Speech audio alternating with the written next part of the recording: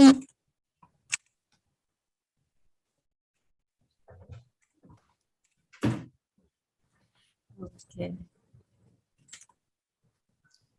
I would like to welcome here with us Professor Deepak Phatak, the doyen of computer science in India, Padma Shri Deepak Phatak. He is my colleague and the person who is responsible for me being here at IIT Bombay. It gives us great pleasure to have him here with us. Professor Phatak is someone, a man of many, many parts, a professor of computer science at IIT Bombay, and been there, done that. And I believe that he's also involved in a history project. So we'd be very interested to have his reactions to what he is to see here today. So without much ado, maybe we should start this this afternoon's proceedings. It's the grand finale of the e-Yantra history project. And what I shall do is that let me share with you first a little presentation and we can take it from there. Deepa, with your permission. Yes, sir. Yes, sir.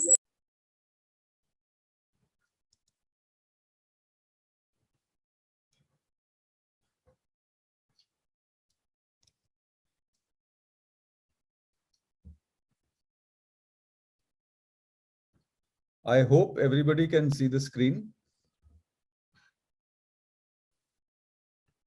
I'm going to hide all the floating controls and stuff like that. I hope the screen is reasonably clear now.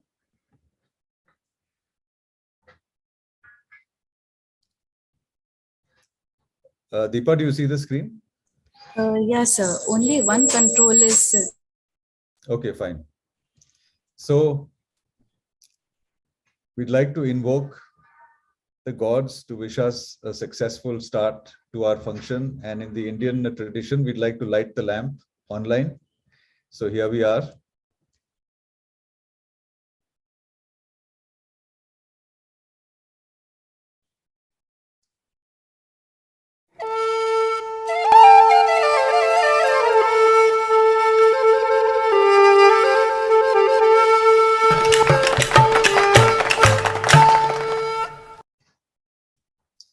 So welcome to e-Yantra's very special event for young people today. Before I start, I'd like to welcome all our friends, the youngsters from schools who've participated in e-Yantra events, the youngsters from colleges, almost 2 lakh of them, because e-Yantra has touched over 2 lakh students over the last decade of its existence. And our friends, our colleagues, our well-wishers out there for joining us this afternoon. And some of you will also be seeing us on the live stream on YouTube. So e-Yantra has come a long way.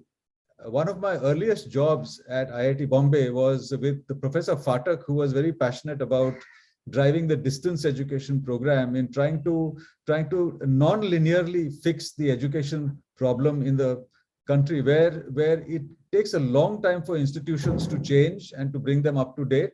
So can we go directly to the students and teachers to effect a change in the education system? So e-Yantra is one element of that vision of change, which was brought into IIT almost about 20 years ago.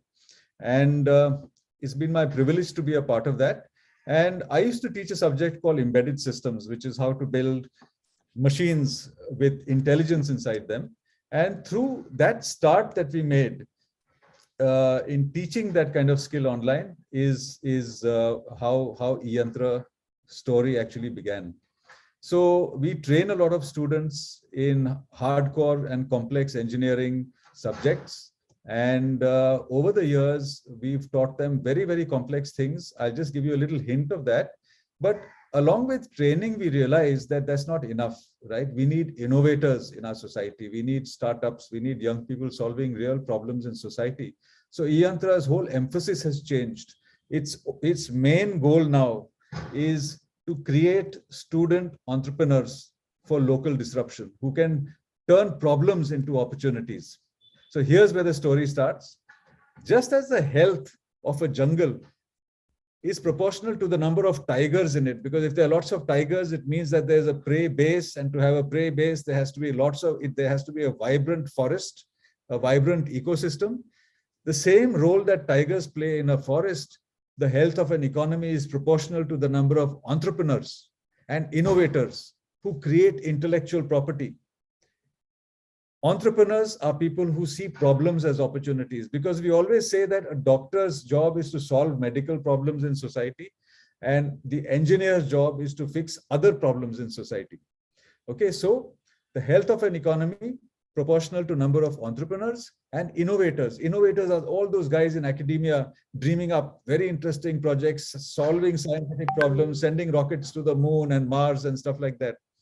And times have changed dramatically. In the past, in the centralized steel economy of the past, where money used to breed more money, where large business houses used to become larger and richer, and you needed money to make money, now the things have changed.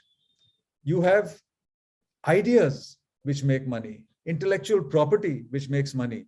And this forces us to think very differently about education and how we should reach education out to young people. A little point here as to why this is important. Look at India's GDP, gross domestic product, in relation to other countries. With its large population, we are roughly around $3 trillion. That's $1,000 billion is $1 trillion. Look at the size of USA, which is almost about 8 times larger. China is 5 times larger. Japan is about almost twice as large. And we aspire to become $5 trillion in the next 2 years. But more important than that, we need to play a game of catch up, which will not happen with the existing way that we run our lives. Right? So we have a rapidly growing economy. There's a huge opportunity for products and services which need automation. Indigenous invention, that means things that you make locally in the country, cost you about 1/8 of what it will cost if you import it. And half our population is below the age of 25. We are amongst the youngest populations in the world. China is aging, Japan is aging, Europe is kind of middling, and so on. And there's a tremendous potential for what we can do with this young youth and manpower that we have in this country. And almost 500,000 engineers graduate every year. But unfortunately, they don't have the skills which are needed to address these kind of issues that an economy of ours throws up. So we need a change of outlook. We need to create individuals who think differently. At the moment, we create individuals who study and pass exams. They don't think of themselves as people who should take ownership of everything around them and see all the problems as opportunities for solving them, right? So we need people who can subject everything to the scrutiny of reason, who ask why. Why do I have to put up with this? Why do I have to put up with such shoddy lifestyles and roads and machinery and so on? Question the status quo. Acquire the knowledge needed to solve these problems, and have the ability to keep on learning new skills as we go along. So e-Yantra has been doing this since 2012 through its 3 initiatives, which mainly interact with colleges. One is the robotics competition, which trains students in complex engineering skills. The other is the innovation challenge, which uses these skills to solve real problems through startups, and the lab setup initiative, which actually sets up labs in colleges. And through these, lots of startups have spontaneously happened, right? Like Drona automation, which builds sewer cleaning robots, Catamaran, which builds mobile robots. Most interestingly, Surveyan, which surveys mines autonomously through drones and then tells you how much material there is in the mine. Heavens Designs, which has done a solar panel deployment. What is Surveyan? Surveyan is a drone company, right, which will survey mines, and it can also survey a campus and tell you how many cars there are and how many kids there are who are playing in the playground and stuff like that, using technology to do that. Okay. Thank you. And the last one here is a robotic rehab company for physiotherapy and stuff like that, called Rimo Technologies. So what we want is to create more entrepreneurs. Who is an entrepreneur? Entrepreneur is an individual who's got empathy. That means he feels that he wants to look after the people around them and they want to solve problems for them. It's very important for them to have this skill called critical thinking. I'll talk to you about that. Contemporary skills, how to fly drones, how to build robots, how to solve problems, knowledge of money, economics, all these kind of things. But most importantly, a resilience, a tenacity, and the ability to fail. Why is it important to fail? Because you ask any sportsperson, sportsman or sportswoman, unless you've learned how to fall, you've not really learned any sport. But when you fall, you don't just remain lying there, you get up and try again. So this ability to accept failure as a learning and learn from that and do better and better. If you failed one exam, it means that you've not understood something. So next time you try harder, right? Don't give up. So these are the kind of skills which can actually be taught. So when we found that it's tough at the college level, and we thought that wouldn't it be nice if they were taught these skills when they were younger, and they would be able to achieve much more if they are in college. So can we go upstream, maybe to schools to fix this? So e-Yantra went into schools a couple of years ago, and we thought just as the way we train the college students to do robotics, we'll do the same thing with school children. And we actually taught them how to program this robot to follow a wall, go around the track, and then do white line following and stuff like that. And all this was done in a couple of months. And this is what the students say. Earlier, I used to like to learn stuff, and I used to definitely be in a pursuit for knowledge. But the way I used to read my school textbook was as a textbook. Now I have started to read the textbook like a manual, like something that is directly pertaining to our life. Because when we read our empty book, it is never like we're just reading the empty book. We are reading the empty book, and we have to apply our own logic, and we have to apply our own brain. It's not spoon feeding. Before this, I was not really interested in maths and physics. However, this made me realize that this is a bit more interesting than what I had originally thought of it as, and thus that is how it has helped me. This whole system of giving a problem and solving it. That's what I really like. It's unlike schools. In schools, we teach them an equation and give them sums to solve. Here, they are just given, the problem is thrown and they have to solve it. They are learning life skills which they cannot express today. Each one is helping the other, and the teamwork. They fight, they argue, but they are learning. The learning is immense. I can see it. This is how teaching learning should be in schools. So then we thought, after we taught them engineering and STEM, science, mathematics, and all that kind of stuff, can we make other subjects more interesting, right? I remember that I used to almost fail in history because I used to sort of find it very difficult to memorize all the dates and all that. And it was a real pity. So we asked ourselves, can we do the same thing that we do with robotics and engineering to other subjects like history and humanities? So we came up with this competition. We called it the Virtual Museum Competition. This was inspired by the work of a few colleagues at IIT Bombay, who you'll be hearing from in a short while, Professor Sumant Rao, and the amazing work that he's been doing. And what this is about history and why it is important. And we had real fun in organizing this competition with young people.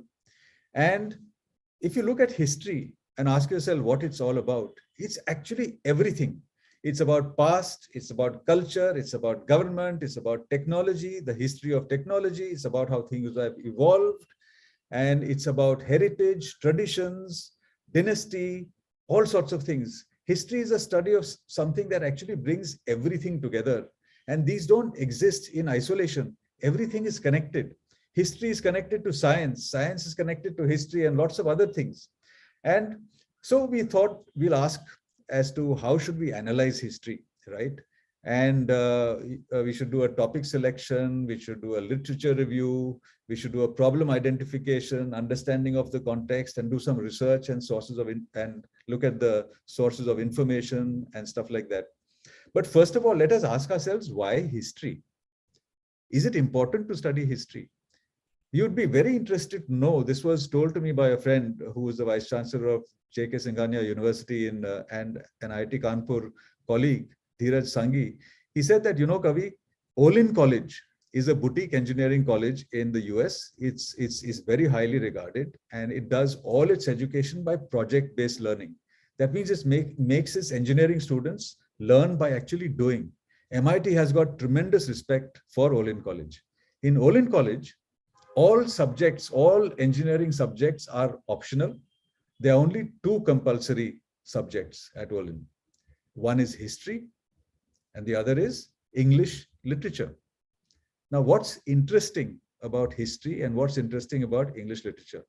The fact is that it teaches you critical thinking. Now we'll explore what that is all about. The art of critical thinking is actually the art of understanding life and what is going on around you. Like say you're an IAS officer and you are running a Pradhan Mantri Yojana to make some benefit reach out to lakhs of people in your jurisdiction, right? So you have to use critical thinking to find out, first of all, how can I take this benefit and pass it to many, many people? And how do I explore whether that benefit has actually accrued to them or not, right? We have to use data of various kinds, reliable data, unreliable data, hunches and stuff like that, and put it together in an objective manner, in a scientific manner to understand what is actually happening in the world. Same thing happens with an entrepreneur, a businessman. He's trying to make money out of the market, out of this certain product. First of all, he has to find out what are the needs in the market. For that, you need to understand the world as to what the needs are. And then you need to say, okay, what is the kind of solution that the market needs? And then you build a solution. Then you deploy it. And then you try and understand, has it worked? Has it not worked? If it's not worked, why has it not worked? How can I reach out more effectively and stuff like that? All this requires critical thinking. So that's what this history project is all about. And we teach you a lot of skills along the way, which are life skills, very essential life skills. And the most important life skill here is actually the art of storytelling. One of the finest storytellers that I know at IIT Bombay is Professor Deepak Phatak, who's here, and who showed us that everything in life is a story to be told. A class is a story. And to tell a story, you need to have authentic information. You need to have a narrative. You need to have introduction, body, conclusion. You need to do your research to make the story really interesting. So there's a lot in the art of storytelling. So what we want now is to create a change in the outlook in students. We need to create thinkers and innovators. We need to make them capable of self-learning. And we need to make them people who subject everything to the scrutiny of reason, who question the status quo. And for this, we need to have concept-based or competency-based learning. And we need to create empathy, the desire to actually solve problems, to know more about the world and see how you can make it a better place. Your adults have made the world a very uncomfortable place at the moment with all sorts of problem brewing all over the place. Sustainability is one of the biggest challenges that we are faced with. And I feel that the young people need to address these issues. And these are the skills we feel which will really help them in this process. Now, what I'd like to do here is I would like to hand the floor here to my colleague, Deepa, to continue the story. And I hope that I've been able to convince you of the need for this whole notion of storytelling and critical thinking. That's really what we want to develop in our young people. I see Professor Deepak Phatak has his camera on. I cannot help but ask him, what is his feeling until this point, at least, before we tell you, before the team tells you how they took this vision and translated it into reality with young people and really showed us what young people are capable of. Professor Phatak. Yeah, thank you very much, Kavi. I'm really excited to see the new theme that you are using to provoke young minds. By the way, for the benefit of all the friends assembled, Kavi has been very humble in mentioning his own contribution to the Institute's larger vision for a large-scale outreach. He has been an integral part of it right from the beginning. In fact, it was he who set up our first e-studio to reach out to people in audiovisual interactive mode. But I will not dwell upon that. About the present effort, which is sort of a natural sequence in this robotics journey, where history is made an important part. I would just like to share with all of you a well-known and established fact that while we Indians are damn good in talking, we talk a lot, we read a little, and we write hardly anything. And history is about writing, recording. It is not necessarily to be written only in the textual form. It can be written in very exciting ways, such as the one which is being shown here. I'm very excited. I'm more excited by the large number of people who are participating. I could see some names apart from my team, I mean our IIT Bombay team. I could see Professor Shubha Pandit also. I was just going through the list of participants. Very, very amazed at the interest shown. I will only like to hello, madam. Hello, sir. Hello, sir. Thank you. I would just like to mention this, that all those youngsters who are participating in this, I am sure you would have viewed this as an opportunity to show your creative skills rather than merely an event to be attended. I am sure that hundreds and thousands of others who will witness this event will be encouraged to do likewise. I mean, like Kavi, I am also a teacher and I can go on speaking for a long time. I don't want to do that. But I am truly amazed at the beautiful concept.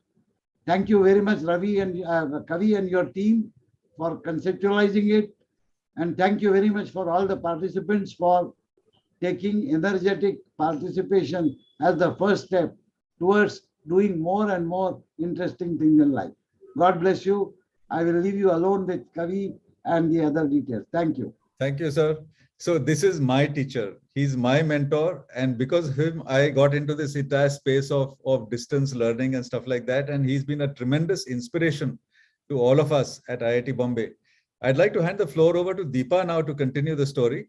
I noticed we have Madhu also, hair all done up and stuff like that. Right. So Deepa, I'd like to hand the floor over to you. Thank you so much, sir. Thank you. So I'll start this screen share. So we started the journey of virtual museum competition in April month, and it was a 7 weeks competition where we interacted with the students. So this was a pilot edition of the humanities domain, because in the history of e-Yantra competitions, we are doing this for the first time. Like we have touched this humanities for the first time.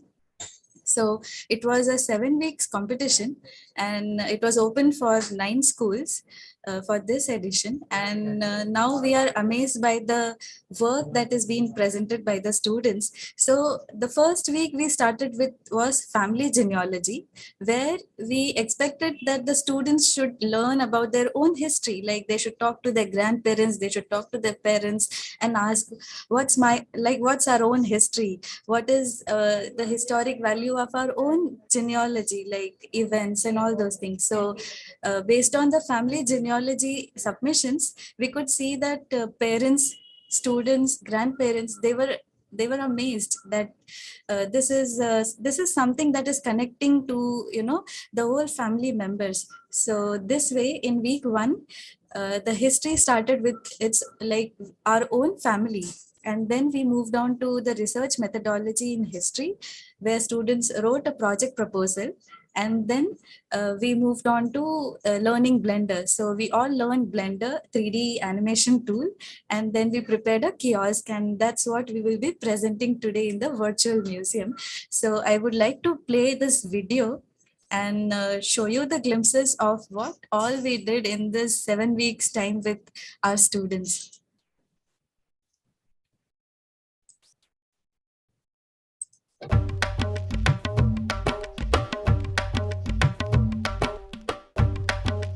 Hi, e-Yantra is a robotics outreach project hosted at IIT Bombay. We train young people in future skills, technology skills, self-learning skills, and critical thinking skills. e-Yantra School Robotics Competition has trained many school students in programming skills and robotics. Now, we use technology to explore humanities. Presenting the e-Yantra Virtual Museum project, built by students, for students, and it's a 7-week online competition to learn history using technology. History usually means memorizing events and dates that mean little to us. but we believe a study of history is a key to help us engage with the world locally and globally, whether as a student, a professional, or as an entrepreneur.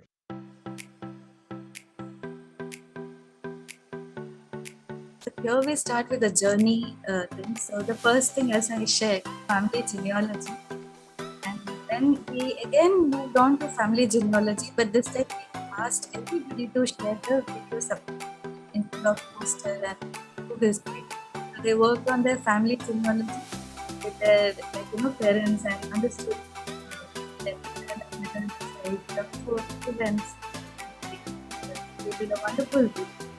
And we moved on to deep project proposal. So students came up with a proposal, they wrote the location and other details. The basic thing that we started was blender, 3D complexity model. They designed a chair, and then we asked them to prepare the kiosk. So this was the first kiosk model that the students prepared, and then later they did the final submission. So this was the final submission. So one of the final submission, and we had all the final submissions.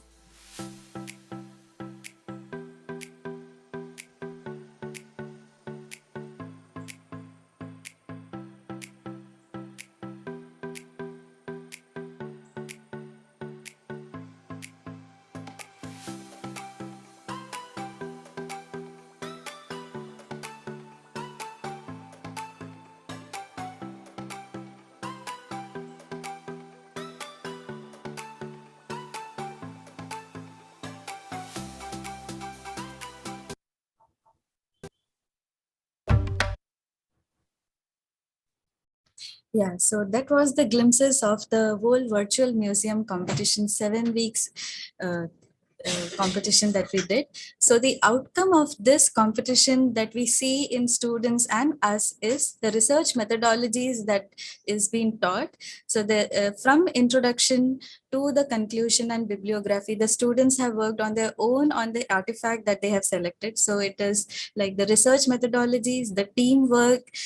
We are blown away by the work that is being done by Indian and Bhutan teams. They have worked together. One works on the blender, one works on the research, and one works on the photogrammetry. So there is a very good teamwork that has been happening in the students, and then they are doing a storytelling. So they are doing storytelling, they are talking to people. So that's there's where communication skills has grown up, and there is a lot of engagement with the history that is taught in their textbooks and what they have been doing with these concepts that were covered in the competition. And this all build up the critical thinking, as Professor Arya mentioned about the history.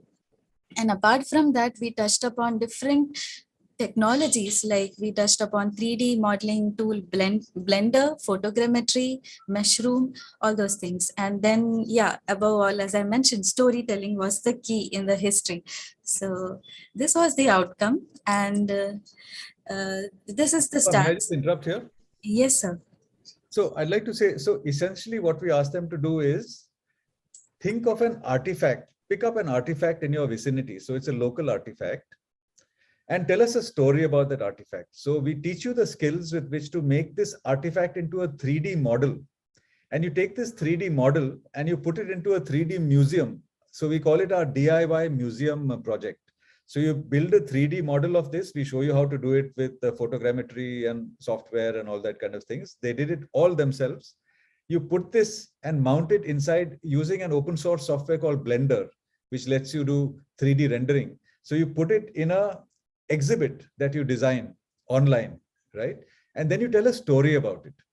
And in that story has to map to your curriculum. You have to tell what else is happening in your country, whether it's Bhutan or India at that time, and what's happening in the rest of the world. And the story has to be a wow story. That means when your friends come and see the exhibit in the museum, they should say, wow. And I think none of the kids have let us down, right? So over to Deepa. Yeah, thank you, sir. Yes, exactly. So the students have done really great work. And now, so this is our stats. We had 242 students participated. and there were 45 teams from 9 schools. And finally, we have the 17 finalists with us in this grand finale. So these are the list of schools that we worked with. Kendriya Vidyalaya IIT Powai, Royal Academy Bhutan, Holy Innocent School in Tamil Nadu, Uti.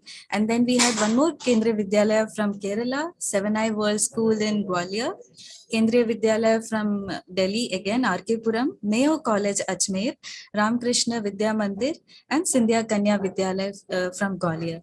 So everybody worked really well, and we thank the teacher coordinators who were there as a supporter to us and to the students. So yes, that was the stats. And one more thing that we would like to bring, as I've mentioned, this was the first time we touched upon history and humanities. We first did a survey, like we did our own research, and we visited Vasai Church, like Vasai Fort. And this is the drone footage. I will like take it only for a few seconds. So this is a drone footage taken by our team, and we did like we took a lot of pictures of this Vasai fort and converted this to a photogrammetry model. And that way we did a lot of study of how the competition flow should be. So this is one thing. And then with the KV students, we visited Canary Caves. This was a site visit with the participants of KVIIT students, and everybody of us visited each artifacts that are there in Canary Caves, and students took a lot of pictures, and they were doing a lot of study with all the caves that are present in Canary Caves. So this is one of the glimpse of the site visit that we did. And yeah, that was all. So thank you. Now I to Madhu, who will share the artifact details with us.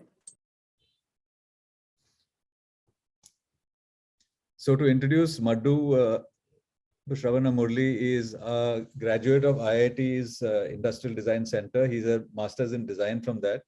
And as you can see, he's got a masterful command of the 3D medium, being a product designer. And then we have other core members of our team. You just heard Deepa. There's Karen here, and we have a new addition, Gargi, to the team. They are both graduates of ancient Indian culture from Xavier's.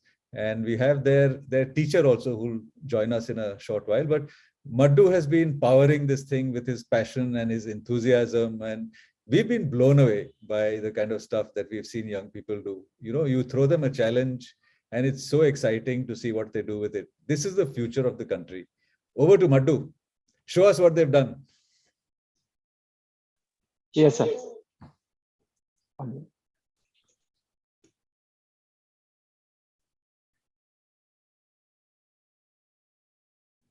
So tell us the software that we are using at the same time. Yes, sir. So this is a Blender that we are using over here. So we have entries from Bhutan as well as from India. So you will very distinctly see how the difference between Bhutan design language and Indian design language. So this is a team which had created a kiosk on the coinage of Bhutan, ancient coins of Bhutan. So this is a show reel which we have created just to show you what the students have achieved and have created in the Blender, when we taught them Blender and photogrammetry. So they have created posters using softwares like Canva, Google Slides, and also free and open source software called Photopea, which works on your browser. And they have went and got all these photographs online, as well as contacted their relatives to source all these images of these ancient coins. And they have created a very nice virtual space for us to visit later on. So this is one example. And we have a scale of a human over there. This is one of our participants. Her name is Gunjan, and she has taken a part of the temple, the Ambarnath temple. So by in the jury session, Sumant sir rightfully said, you don't really have to uh, like uh, get the entire wait for the monument to erode and use that in the museum, physical museum, but in a virtual museum it could be a part of a larger monument, and you can still experience the carvings of the same. uh,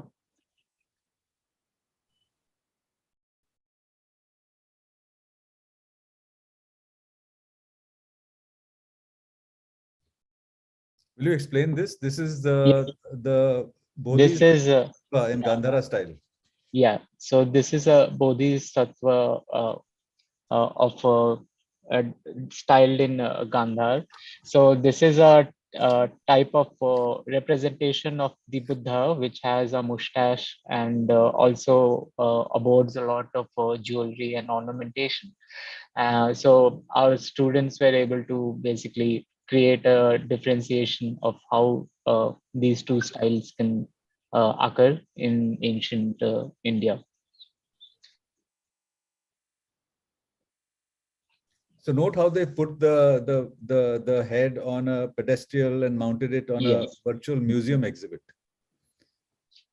Yeah, so this museum exhibit, so they have created their own museum exhibit.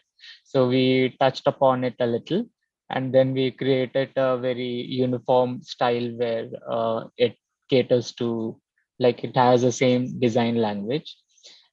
So this is, so we have a very interesting entry. So we have Mayo College from Ajmer, and they have their own museum over there. So it was very useful for them to like get access to artifacts and then create these virtual models for us. And as you can see, they have created very beautiful posters also in the style of the Egyptian pyramids. And they've also tried to create a narrative on how uh, like the queens have like powerful queen figures, like female figures, have come into occurrence in the history of civilization. So this is another example of the Jasper torso. So this is an example of the Harappan civilization of India. And then they have a replica. And then, so this is one of the examples where we can see that there is a modular design of the artifact. So the limbs and head, they can come apart. And so this is one example of the technology which the Harappan civilization used to have. Um, so as you can see, there are more than one posters that our students have created for us. They've also created placards. So in a virtual museum, you don't really need placards, but then we wanted them to understand how to design an exhibit, and then therefore we have this. So this is another interesting entry. So just like the Bhutan coinage, one of our participants had uh, taken up a topic to basically document the Indian coinage that we had. So that person, his name is Chris, I think he's here today, and he has basically documented the frozen series of the coinage and also the Anna series of coinages. So uh, all the information is right over there. And then as you can see in the virtual museum, like Suman sir had mentioned during the jury session, that you don't really need suspension or anything. There's no gravity as such. So you can create as whatever you want. And there's no limit to space. There's no limit to any forces and all of that. This is another entry by one of our participants, Dishta, and she took this topic of Jain Chatustika, where you have all these carvings of Mahavir on them. And she has very nicely also explained it to us. If we are not able to hear the audio, but there is a very nice explanation of the entire exhibit over there. And these are the photographs of the Jain Chatustika that she was able to take. So our students were so motivated enough that they went to the site and they took lots of photographs of the artifact that we want to So Dishita was exhibit. from Ramakrishna Vidya Mandir Mission. Yeah, Vidya Mandir. Yeah. in Gwalior. Yes. Lovely work. This is another another participant, and hers was the most ambitious artifact or site, I would say. It's the entire Samadhi Gra of Maharani Lakshmi Bai.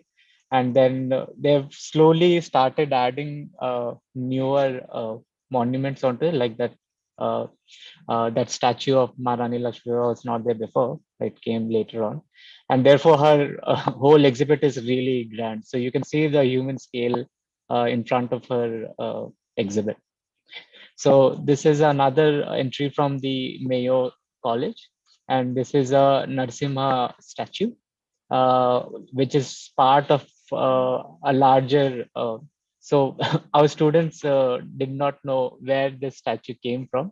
So the speculation is that it was part of a larger monument, maybe part of a temple or part of a pillar, and then they created a very attractive poster, I must say, something which draws the crowd towards the artifact. And they all, and apart from all of this, each of our participants were also told to create an explanatory video, which is not here because it would take a lot more time, but each of their videos is really unique, and then they have their own styles and originality incorporated into the way they create that video. So uh, if we have some time later on, we will show that to you. But if you see, look at the detail of the artifact, then they have done a tremendous job. This is a entry from Bhutan. So the photo which you see on the wall is of a warrior, and these are the armor that warrior wears. And the Bhutan side of story is very interesting. So they're a boarding school, and they're not allowed to have phones or anything. So the teachers played a very important role in communicating between e-Yantra and the students. And to capture all these photos, the teachers would very meticulously plan weeks before, and then go out into the city, click whatever photographs, and come back. This is another. I'd like Yes. to mention one more thing about that last one. Yes, I sir. remember the team said that they got this armor. They found it at the owner of a homestay, and the picture on the wall is actually about the owner of the Yes. armor, who wore the armor and showed it to Yes. them. Yeah. That was quite interesting that they found it out. They did field work. Yes, they did field work. Yeah, the owner is there. So that is how Bhutan side of things took place. So in Bhutan, if you will see, ma'am, you can play this video. So in Bhutan, you will see that they have incorporated a lot of their culture also, and you will see a lot of paintings of and lots of colorful pictures which come across. This is a artifact which is basically represents the folklore of Bhutanese tale, where these animals, they help each other out to basically pluck a fruit from a tree, and then it incorporates all the moral sciences that they have to do. This is an entry from Dwarkesh, and this is a Toda temple. it is near Uti, and there are pastoral community in India, and the kind of temples they have is made out of hair, and their culture basically revolves around uh, uh, raising cattle and all of that. And as you can see, it is uh, within the earth. That is because they build their environment around a hill. So we had an idea, why don't we create a hill kind of a situation and put it inside the earth like they do. So And as yeah, yes sir. one interesting thing I remember, the research that they had done, they said that the Todas are a very small tribe of pastoralists who are about 600 or 700 strong, and they are of Scythian descent. That means they come roughly from the area of Turkey, and they've been in the country for many, many years. And this temple is quite interesting in the sense that it has a small entrance at the bottom, which is almost a foot by a foot. And the priest has to crawl in through that and sit inside the temple with a lamp in solitude. So these were very interesting snippets that we got both from Dwarkaresh and from Professor Anita Rane, who was shown this. Yeah, go on. Yes sir. Hi. So this is another entry from Bhutan side of things. So the background, which is red, you see, so they've created a carpet out of it. So I put it on the wall for them. And this is again another great example of how well they were able to encapsulate the learnings which we wanted them to get. So each of their artifacts and the quality of artifacts that they have has like really blown our minds. This is a entry from Tamil Nadu, no, Deepa? Yeah, and this is a single unit team. His name is Pranesh, and he created this elaborate exhibition within a temple. So he's able to. Excuse me, sir. Yeah, Sir, hi. actually, sir, I am from Tamil Nadu, but my school is in Delhi. Okay, hi. So, all right. So you did this in Delhi? Yes, sir. Okay, all right. My bad.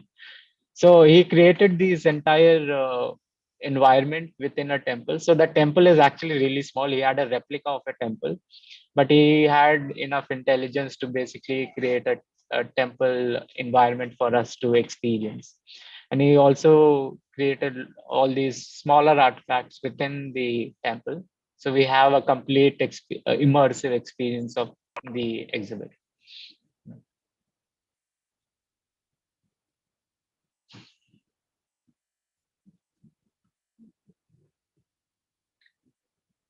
So this was very immersive in the sense that he's used granite to model the temple. He's modeled the pillars and the partition, all that himself.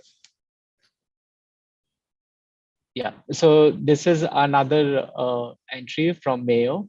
So this is a artifact that they had with them, and this is a bust of Buddha in Mathura style. And basically, you see, we've seen the Bodhi bust of Gandhar style, and this is another style. So now you can very clearly see comparative study between the two, and which one prevailed later on as time passed.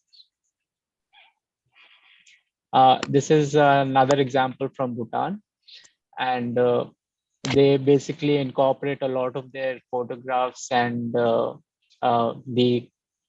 tapestry that they have. The very it's incorporated in their culture very nicely, and this is basically a saint and a monk who created the new laws of constitution. So he played a big role in the creation of Bhutan itself.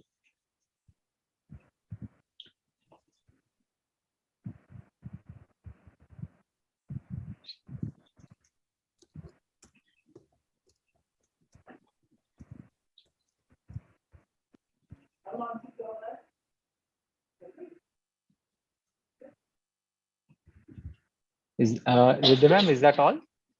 I think we have one more after this. Yeah, there's one more Bhutan submission after this.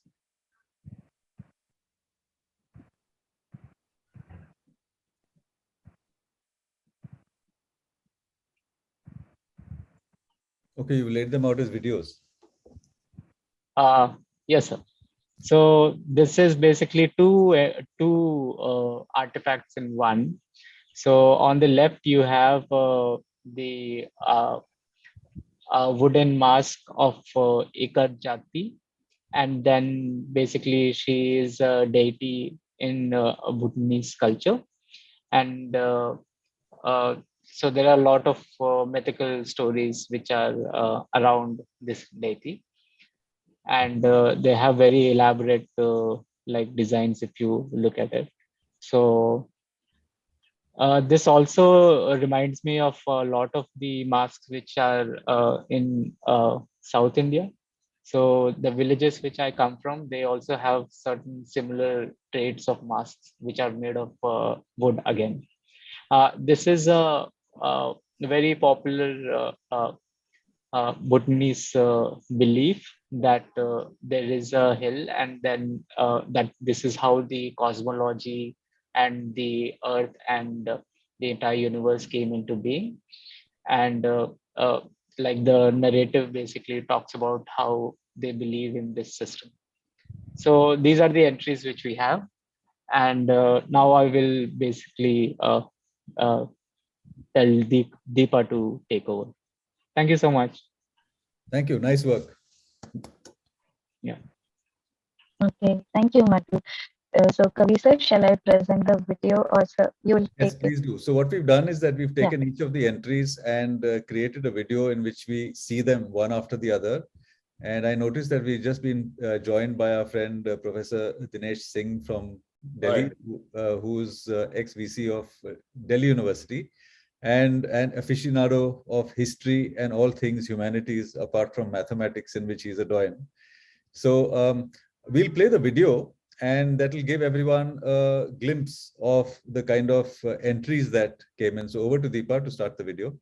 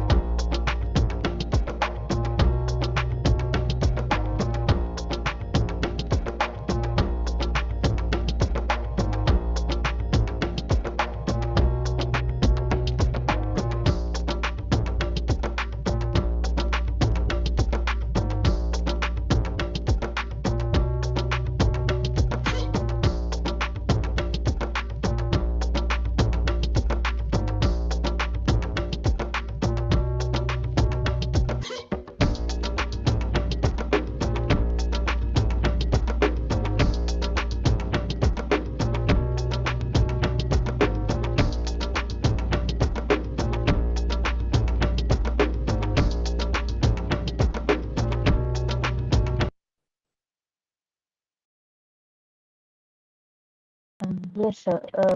Kavi sir, yeah, over to you, sir. That was a recap of the exhibits, 17 exhibits which made it to the finals.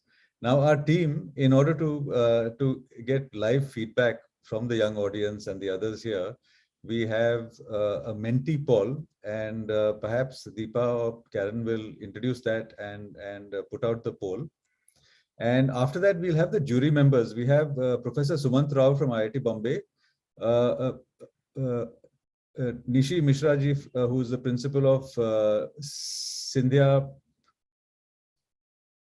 Kanya Vidyalaya in Gwalior, and we have Professor Anita Rane, who is the head of Ancient Indian Culture Department in Xavier's. They will tell you what their experience was. Now, all these videos that you are seeing have been made at the last moment in the last 2 days, right? The jury interactions with the student to select the finalists happened just about a week ago.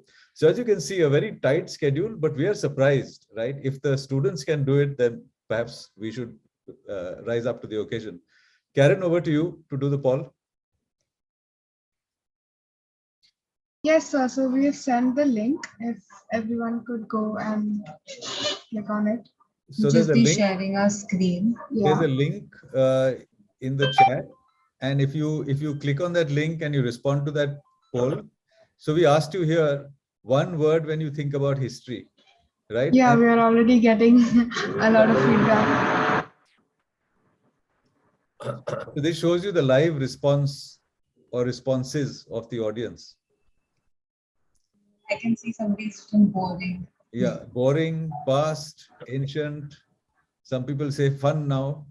Somebody's called victory.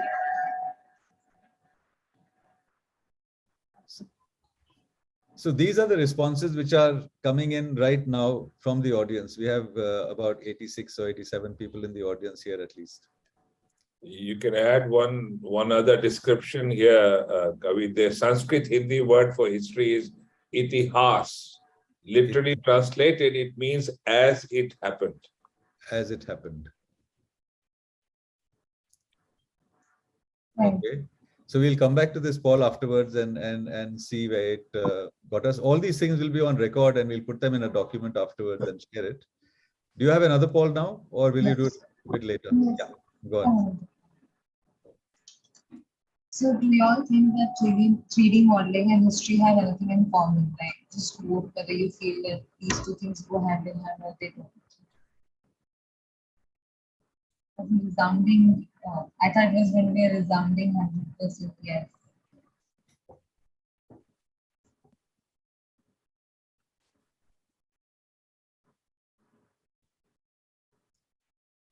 So everybody now yeah, exactly. Everybody so still hope. that 3D modeling goes hand in hand with the study of history. That's very good. Any other thing you have right now? Just like, do you think that young kids, maybe 12 years old, 11 years, can do this? Can they 3D model it, something for adults? Young kids, you mean 11 or 12 years? That means younger than them? You could always get them started from a younger age. Okay, they believe that young kids can do it. I think how many responses we have? We have about 14 responses. So what did they say about young kids? Less than 5 years or 10? Maybe 10 and above. 10. Oh, then it rules me out. No, above can go to any age. Okay. So I think we have more posts coming up. Okay, but we'll do that. We'll do that after the jury session, perhaps. I'll just stop sharing. Yeah. So now it'll be useful because we've had a jury working pretty hard, and we got this idea initially from Professor Sumant Rao, kind of who showed us what are the possibilities, and I'd like to just introduce him before we proceed. And Sumant is my colleague at IIT Bombay. He's a professor in the Industrial Design Center. But interestingly, he's a BTech in aerospace from IIT Bombay many years ago. And then he did his master's in visual communication. So he's worked extensively in industry and all that before he came to IIT Bombay. See, he's got almost 30 years of professional experience in animation and special effects design and so on. But the most interesting thing he's done recently is is in revisiting Ajanta, an exhibit that he's made, where he's created a virtual experiential museum on the Ajanta caves at the National Museum in Delhi. And he's very passionate about wanting to create a complete ecosystem to enable people to contribute to the documentation of Indian heritage, both tangible and intangible. And he's also a filmmaker and done lots of cool things. And you'll hear more from him. And we have Nishi Mishra here, who's the principal of Sindhya Kanya Vidyalaya in Gwalior. She's the one who instigated our tryst with history, because she had invited me to a panel discussion with about 6,000 CBSE school principals about the gamification of education. Very intriguing, the gamification of education. And there we kind of asked ourselves, after I was part of that panel discussion, and I asked myself after speaking to her, because she's a student of history, I said, what if we were to do something with history in e-Yantra? And that's where it all began. She's the chairperson of the Indian Public Schools Conference, IPSC, and a member of the CBSE governing body. So hopefully she'll take some information back with her. And she's an alumnus of Allahabad University and a former headmistress of Vidya Devi Jindal School in Hisar in Haryana. And last but not least, we have Professor Anita Rane Kothare, who's been working with e-Yantra a lot in the past. She used to be our chief guide with our interns, e-Yantra interns, who were the winners of our competitions. She used to take us to scintillating tours of Kanheri Caves, Karla Caves, Bhetsa Caves, and make all the monuments come alive. And then you realized the wonderment of these monuments that exist in this country, and they are scattered all over the place. In fact, our dream is now to get our engineering students to fly drones over all the distributed archaeological sites in India, cataloging them and sharing that information with us. And even now, school children going out there and documenting all these distributed sites, everybody working together to create a national museum of a kind. So Anita is an associate professor. She's the head of department of ancient Indian culture in Xavier's College. She's a recipient of the UGC Award for PhD and with Vindhyeshwari Award for teaching. And she's constantly doing field visits to historical and archaeological sites. And she's the vice chairman, incidentally, of the Museum Society of Mumbai and president of Bombay Local History Society. And she's also a member of the advisory board of the Heras Institute at Xavier's. So she's a person of many parts, and it was our privilege to have all three of them attending to our exhibits as jury members. So I'd like to just invite them one after the other. First, I'd like to invite Sumant first for his reaction to what he saw with the kids and what we've achieved. What do you think we have achieved in the process? Oh, should I start? Please do. I'm also a professor like Kavi over here, so the tendency is that I'll speak a lot. I'll try to keep what I want to say short. Okay, but this, in a sense, has been a sort of a dream that I have been harboring for quite some time, and it was wonderful to see the first step in that direction through e-Yantra. And as expected, the students have done a phenomenal job.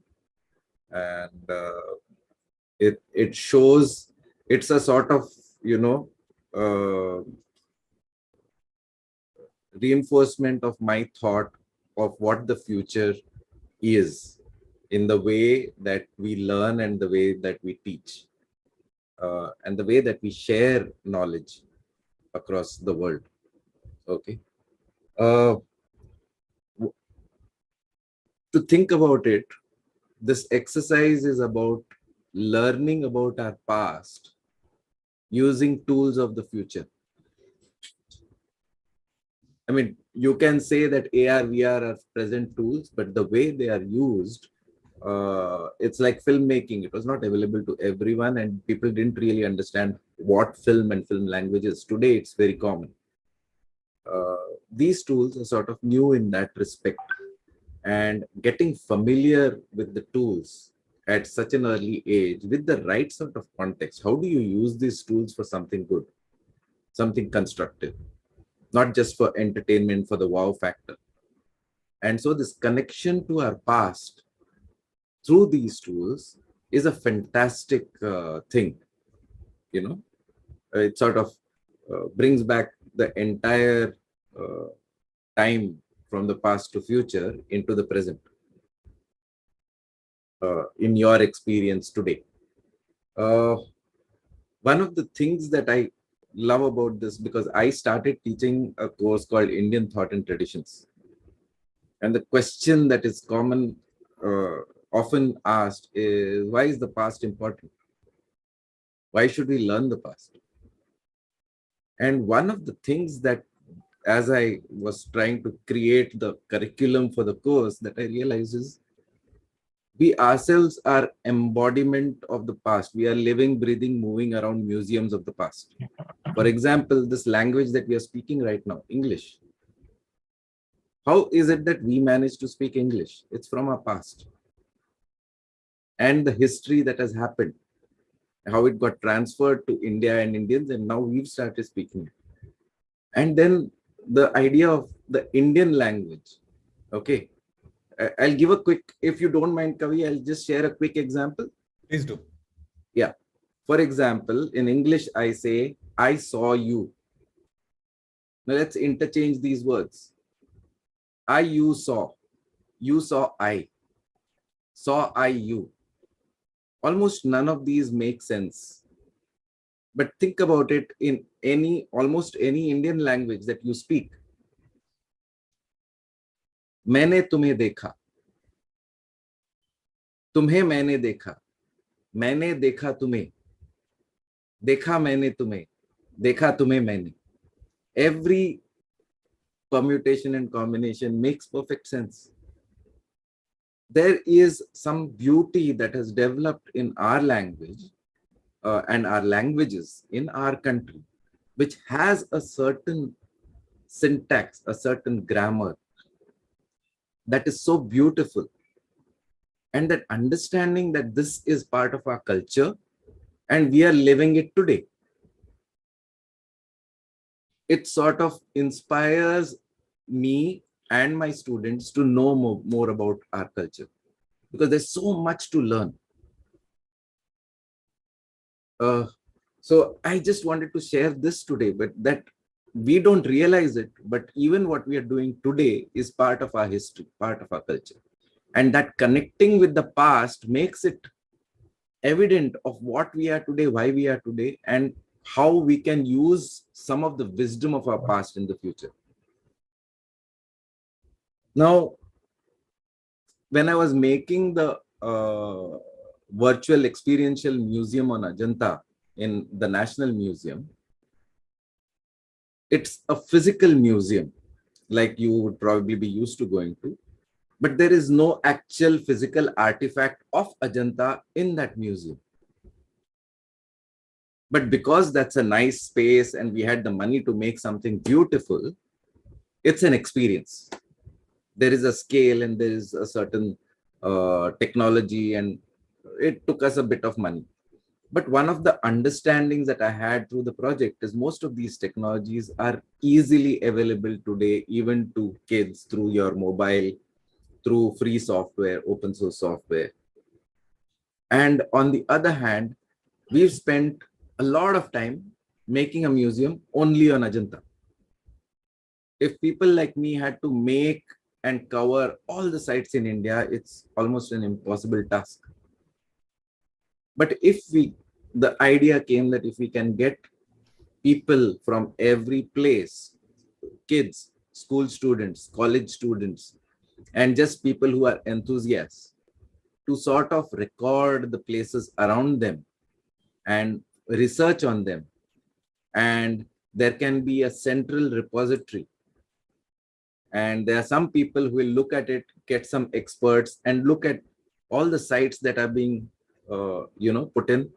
We can make a wonderful connection to almost every small site across India. And that is sort of my dream for the future. So that was one dream. The other dream was that I made the museum and I said, the technology is not that difficult. Suppose I make some assets available on the net, or suppose I give the tools for people to create those assets on their own. They can create their own museum, the physical museum, in their school, in their community, wherever. So the kids can come together and create their own museum. So the idea was DIY. They do it yourself.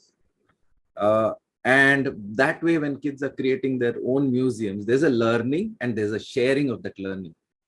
And that I thought was a wonderful idea. And what has happened here in this is that these two ideas, collecting artifacts from all over the country and creating a DIY museum, both have sort of combined together in this whole exercise, which is fantastic for me. So I'll end with this.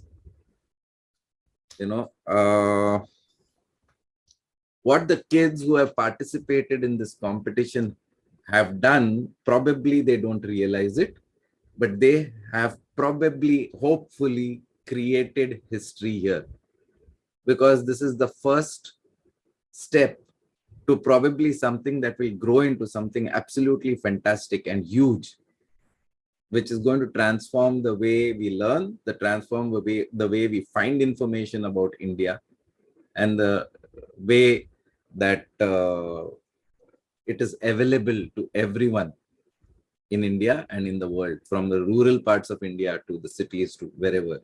So a truly democratic movement.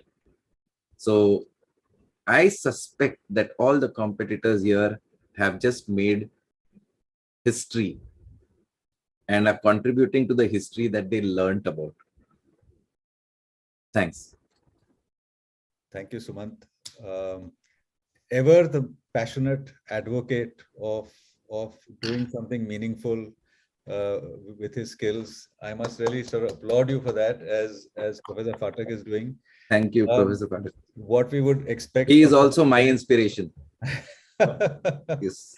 So one interesting side effect of this whole thing, which was our desire. So this has been there in the other initiatives also, but this is our fond hope. The students were going back in summer, and we thought that they will talk to their grandparents and the elders and all that. And that's one real regret I have, that there's this intangible history. And as you said, we are all museum artifacts ourselves, because we capture a lot of history in our experiences. That's oral history. And there's so much wealth there, which we also lose every year with each elderly person passing away. So one very gratifying thing which has been happening is that the kids have been going and speaking to their grandparents. And in Dwarkarish's case, for instance, his parents told us, his mother told us that he's constantly spending time with his grandparents and taking out stories that even we hadn't heard. And he's going about it diligently. And I think this is something that needs to be encouraged. We need to capture this oral history also, which is whose value is kind of underestimated. But let me go to the other jury member here, and finally we will come to Dineshji, who's here with us. Nishi Mishra, who's principal of Sindhya Kanya Vidyalay. So Nishiji, you are in a way also the progenitor. Aapne chabi lagaya, and you kind of supported us with the belief that this is a project that can and should be done. Good evening, Professor Kavi, and thank you for that introduction. I like to think of myself as a catalyst, but I think you've given me more credit than is due. I'd like to acknowledge the presence of our dear Professor Dinesh Singh, a great friend of SKV, a newly acquired friend of Sindhya Kanya Vidyalay, and I hope we always remain that way. We had him on our campus, and he really had a lot of influence on our teachers and our students. We hope that he will come back to us someday soon. So the virtual museum project, it immediately grabbed attention because I'd like to say it was COVID that brought it forward. I think in many ways, the online schooling that we started in COVID brought fast forward the future that we used to talk about, that someday in the future there is going to be a lot of technology. This is how classes are going to be held, and that is how teachers are going to teach. That is how children are going to learn. But that future came knocking at our doors much faster than we were prepared for.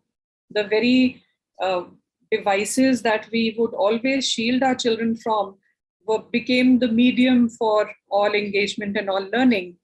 And we very soon realized that if we are to teach anything at all, it has to be a friendliness towards technology and coding, because the future of these children will depend a lot on how much of hands-on friendliness they have with technology. And the other thing that they will require in their future, as in almost every generation, is creativity. And I believe that creativity is like a mathematical algorithm or a mathematical concept. It is about an addition of two different concepts or a subtraction of one from the other, about multiplication, about combining two previously unrelated concepts and to create a new and value-added product which supplies benefit to a large number of people, as many people as possible. So how does a teacher in a school do this? How do we give opportunities to students for a mix and match? So transdisciplinary learning is one of the ways in which this can be done. And this is what we found in all the exhibits that the children had made. They had, apart from the obvious technology plus history, there was also a lot of other learning that was happening, like there was geography, there was politics, there was geometry, there was animation, and there was also not only a comparison of the different disciplines, there was also an intradisciplinary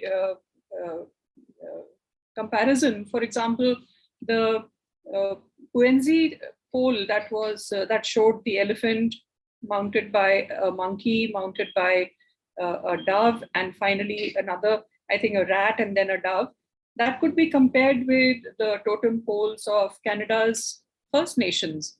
So we had a lot of opportunities for children to really open their minds and let themselves be immersed in all the learning that they could possibly acquire. They also faced a jury interaction, which I thought for some kids so young was a big deal.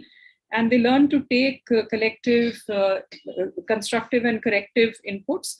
They also learned to defend their creations.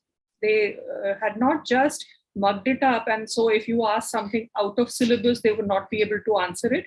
They were able to defend all their creations. And so I feel that my message to the children here and to all of us also is what has been famously said by Mark Twain, that never let your schooling interfere with your education. And also what John Dewey said, that if we teach today as we taught yesterday, we are actually robbing our children of tomorrow. So that is my small input for you. Over to you back again. Thank you, Nishi. Very interesting that you should say these things, and the fact that you appreciated the performance of the kids under fire. They were able to defend the way they presented their arguments, and I think that was quite right. I also would like to take just 2 seconds to also mention that just a few days ago, I had seen something, a mail that had come to me, and so I got interested in it. It was about an archaeology toolkit.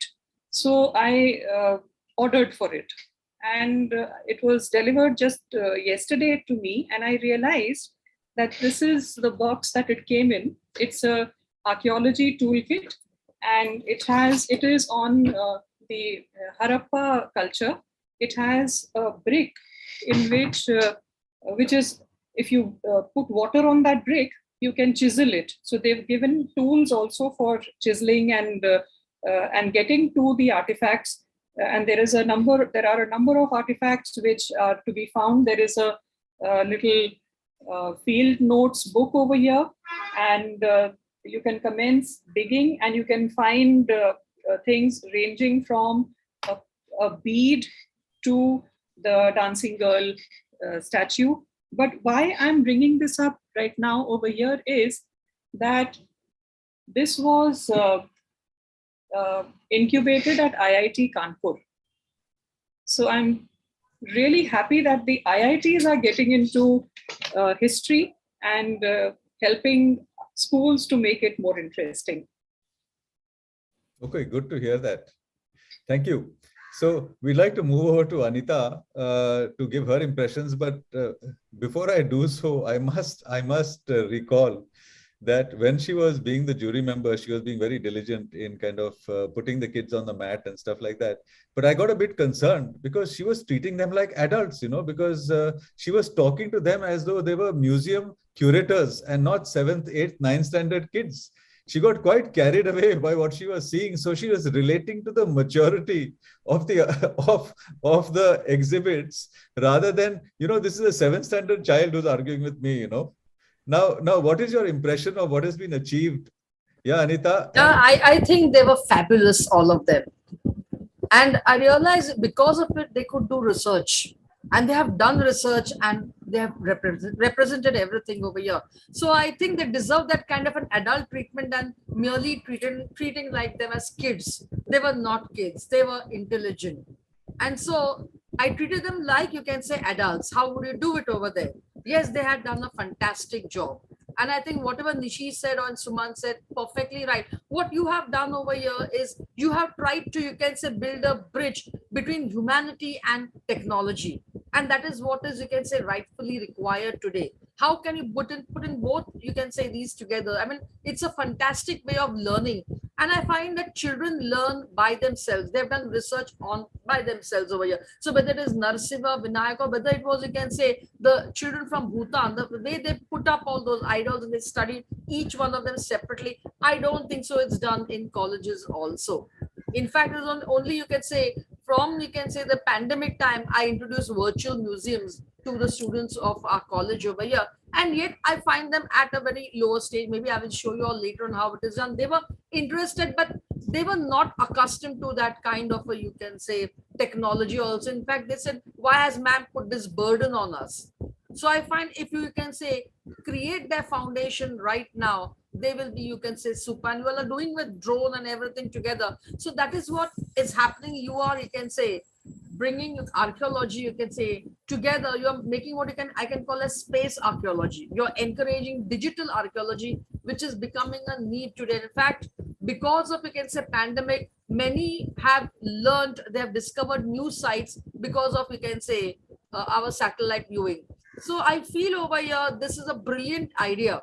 I think you should involve more colleges, more students, and I think you should involve teachers also, because this was, I think, mostly entirely done by students over here. And that is what I want. If teachers do it, teachers will, you can say, apply it over there. So I find that this should go to, you can say, villages together. And if it reaches out to the villages, nothing like it, you're really going to, you can say, bring history to their houses. So I feel, once again, congratulations to all the children. Sorry for treating you like adults, but you were very, very good. Okay, so I was a little bit more naughty over there, but I enjoyed it over there. Also, in fact, it triggered my ideas also as well. I said, what fantastic ideas these children have. And I don't blame them for, you can say, putting up over here, you can say, beautiful, you can say, backdrops and all. You can't blame them for it, because that is the, you can say, beginning, but later on they will improve upon it. So I think congratulations to all 17 of them. They were really, really good. And once again, I apologize over here for treating them like adults. Okay, but please remember it was very good. Seriously, a very good attempt.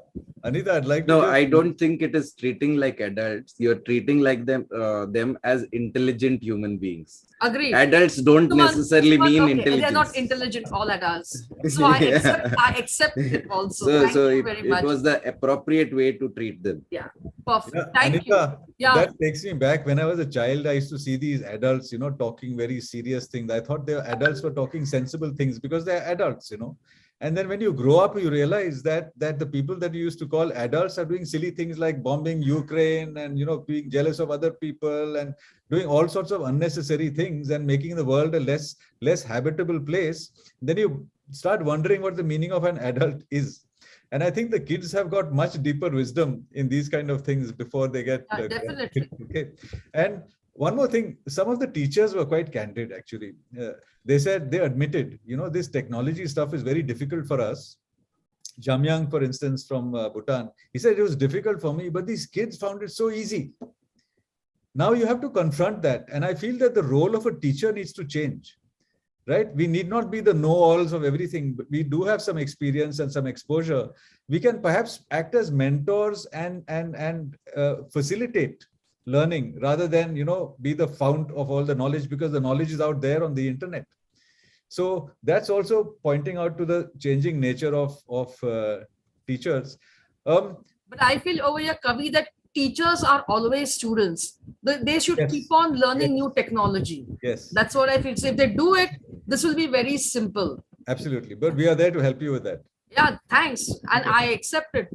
Acha, good. We have two topes here. In fact, I think Professor Phatak is bursting to say something. I would like to save him for the end because I've hit him only very recently with what we've done, right? So Professor Phatak, a few words, and then we'll go to Professor Dinesh Singh's keynote.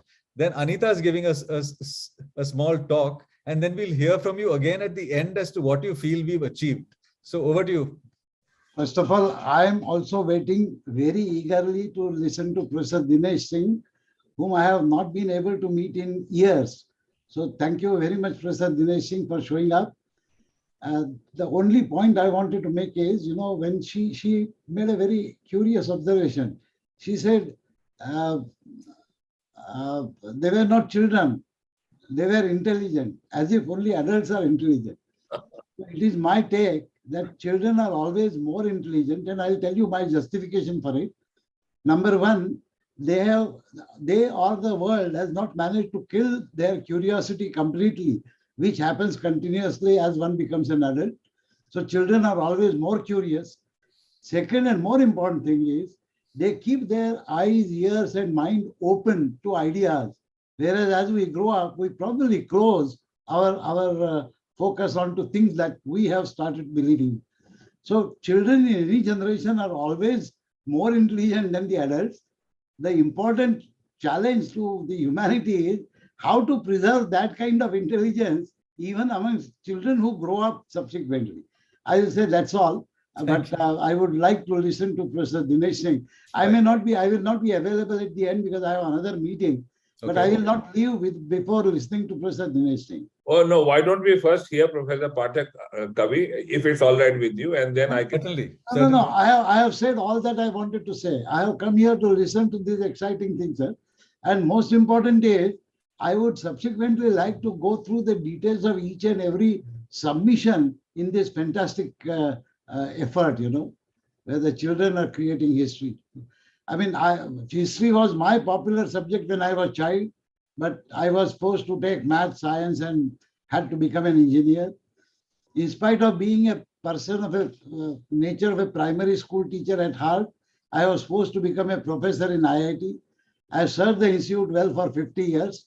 Now I'm spending time with the school children. So I'm all very excited with whatever is happening. And that's all. But I will say goodbye to all of you after listening to Professor Dinesh Singh. Professor Dinesh Singh, all yours. Thank you, sir. Thank you. So before we start, I'd like to thank Professor Phatak for his words. In fact, you know, the kids, they've also made videos with each of the artifacts, and we've not had time to show those videos. Those videos themselves are very interesting.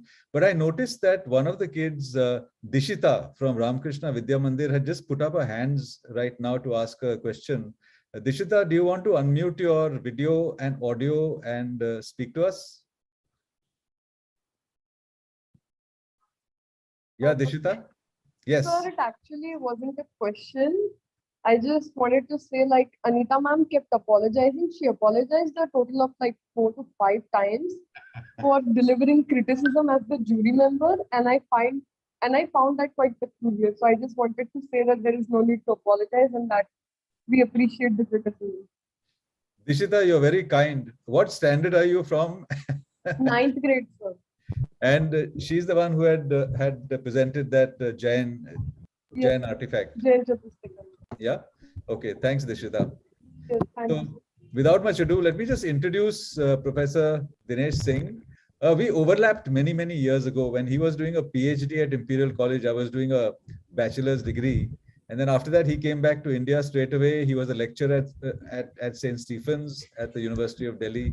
Then he joined the Department of Mathematics in Delhi University and then soon became director DU of the South Campus from 2005 to 2010. Then he was vice chancellor from 2010.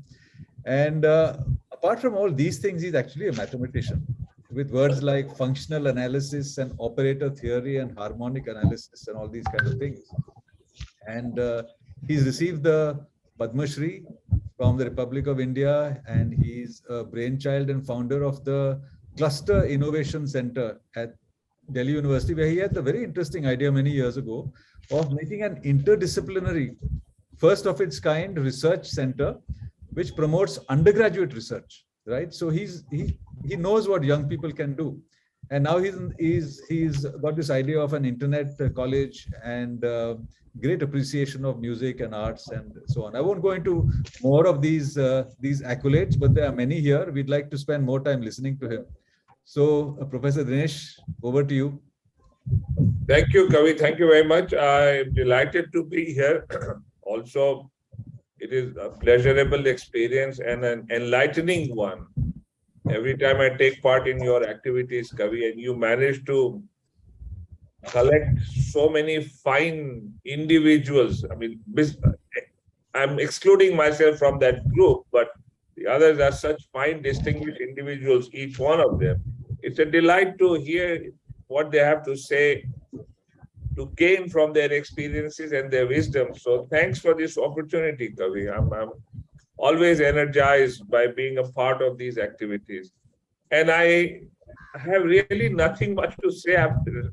I'm much better off just listening to the others here and what the kids have had to show. It's very, very enabling and ennobling both. So thank you for that also. I know this is a discussion on technology, history, but it has fairly wide dimensions and not very sharp edges. So one could sort of move around a little, I presume. And I heard what our guru, Professor Phatak, had to say about children and being intelligent and being sort of more creative. You know, Picasso used to believe, the great painter Picasso, that every child is a genius at art. It was a firm belief. And it took me some time to realize what he really meant by that. I dabble a little in art, and I have been interacting with children of all ages, very, very small ages, preschool, and some who are older. And there was something that I discovered, largely anecdotally, and I want our young minds here to pay attention to this. When Nishiji mentioned that Mark Twain had said something about schooling interfering with education, I want the young children to sort of comprehend what she meant, and this is going to be endorsed and supplemented by what I'm going to narrate about art, in my anecdotal experience, I've noticed that as the kids grow older, they seem to lose this ability of being so innovative and creative at art. I've seen this now a fair amount. And I am convinced, and I'll tell you why I say this with boldness, that with age, we get weighed down by consciousness of what others are doing around us and by the distractions which are non-productive that others, elders, create for us. And so we lose this ability to be our own individual selves. We begin to conform more and more with what is the idea of conformity that an adult sets for us. Like in a class, everybody must recite and remember this poem, or everybody must remember the multiplication table as the teacher prescribes. We don't ever ask children if they would like to remember multiplication tables in some innovative way. Who knows? Who knows what they will do and what they will not do? We don't seem to want to experiment. So, you know, after I began to feel about what Picasso had said had a lot of strength in it, a lot of value in it, I came across the work of George Land. He was a psychologist hired by NASA, a very distinguished psychologist. He was hired by NASA to identify creative individuals within NASA employees, people who stood above the rest. And he did that by devising a simple test. Very simple. Didn't require Einsteinian ideas of physics. In fact, the test was so simple that George Land then went on to think of devising or using almost the same test for children who are preschool. So in a landmark experiment, pun intended, George Land took 1,600 preschool children randomly, 1,600 randomly. And I want the young kids here to sort of pay attention to this. These were preschool kids, and he gave them this creativity test. And if I remember correctly, 97% or more were classified as geniuses. So these are preschool kids, haven't been messed around by school teachers and school systems. And they go through this George Land test, and almost everybody gets classified as a genius. Then these kids begin to go through formal schooling. And Land followed them through all those years, the same cohort, the same group. When he checked after a few years, while they were still in school, the number of creative people had dropped significantly. When I say significantly, it had begun to drop to less than half. The same people who were classified as genius. By the time they finished school, I think there were only 3% or 4% left who could be called creative. And when they entered their 20s, I think there was less than 1% that was classified as creative. So do you see what this formal education does to the creativity that is inherent in a child? A child is born with that. And we tend to subdue the child. We tend to put the child down. No, you do as I tell you. This is what the curriculum or the syllabus tells you to do. This is what will be in the test. You need to be able to do this in this way. That child is better than you, so on and so forth. And we adults need to sort of, as Kavi said, act more like mentors who are willing to concede that I don't know, but let's find out, and let's find out in a creative, interactive way with humility. And that's missing. And I don't want these fine young minds that Kavi has assembled to be distorted or messed around too much by these formal systems. So when they come to events like the ones that Kavi organizes, for them it is a kind of recharging. There's a word in Sanskrit for that, kaya kalp. And I think that's what happens with these children. And it also happens with individuals like me. I feel rejuvenated. And when it comes to history, the other tragic thing that I want these children to understand, because one day they will be in charge of many things, and I don't want them to lose their individuality or their creativity, that they must understand that these are artificial barriers that tell us this is history and this is geography and that is mathematics. It isn't like that. Knowledge is knowledge. And this whole world is a university. We must treat the whole world as a university. And then we must approach that world with a degree of enthusiasm and humility to take dips into this Amrit and be rejuvenated with ideas that we can pass on as we pass on symbolically a torch, generation to generation. So you must think about this very carefully. Do not allow yourselves to be burdened by these artificial demarcations or the demands of what the adults say.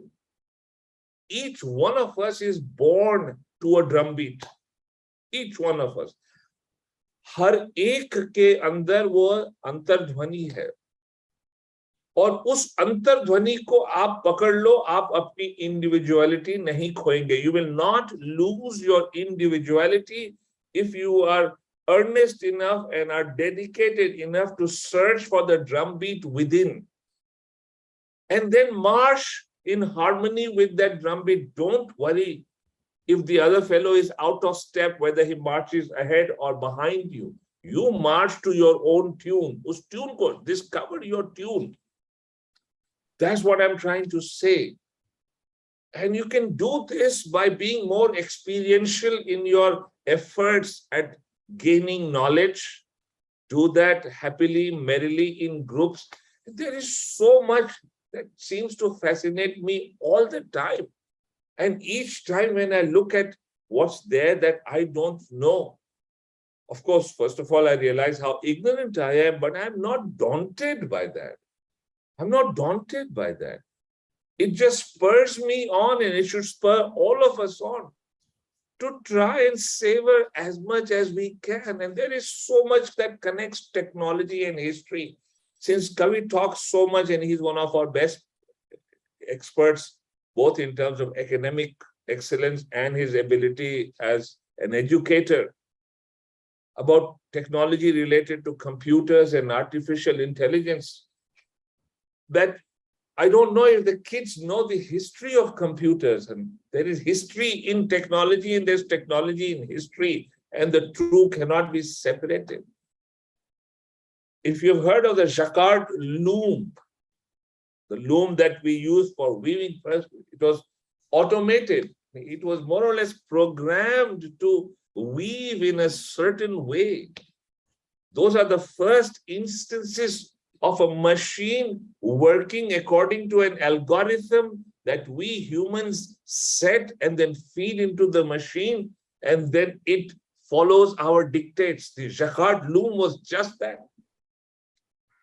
And Charles Babbage was the man who was created with the invention or the idea of what is now modern computing.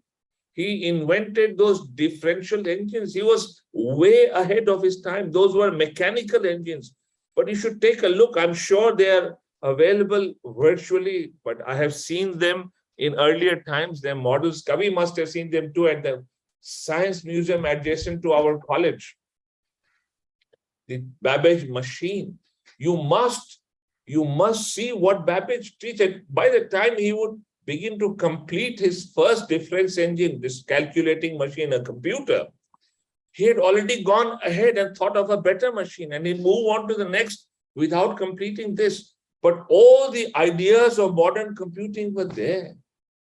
And then there was John von Neumann. Wars are a bad thing. Wars are very bad. And you must look at wars from a historical perspective and see how economics and geography and other subjects mingle into the history of wars and why they happen and what goes wrong and what we could learn. But there is a silver lining to the history of warfare. Many good things, technological devices have also come out of warfare. And one of those things that really came out is the modern computer. And the man behind that whole effort was John von Neumann. You will hear of Alan Turing and the others. But the modern computer that came during the Second World War, I think it was called UNIVAC or ENIAC, one of the two, Kavi would know better, was largely the creation of John von Neumann, who was a mathematician, a physicist, and other things rolled into one. He was a genius way ahead of others. He would intimidate his teachers in school and college both. He was so quick in the mind, but he was very inventive. And he was also part of the Manhattan Project and the chairman of the US Atomic Energy Commission. And I marvel at all the things that von Neumann did. As we speak, I'm grappling with the problem, a mathematical theorem that von Neumann had invented.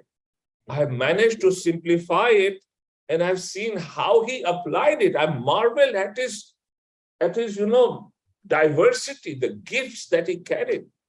And when I look at the simplicity and elegance of that theorem, invented by him, maybe almost now 100 years ago, a little less than 100 years ago, it is relevant even today.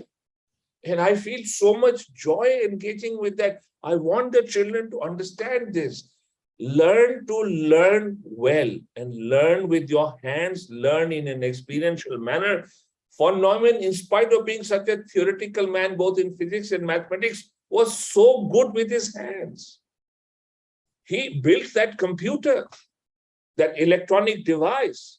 He was also good with creating I'm not saying this was a good idea, but scientists in the West were compelled to create the nuclear bomb to stop Japan, which was rampaging and not willing to listen to American efforts for getting them to surrender. And so von Neumann and other scientists were compelled to beat Germany in the race to create a bomb so that they could bring the war to an end. And you must learn those things. You must think about that. You must see how technology has even helped change the course of history, war. In the First World War, Germany was very keen to create an uprising in Mexico. This is before America entered the war.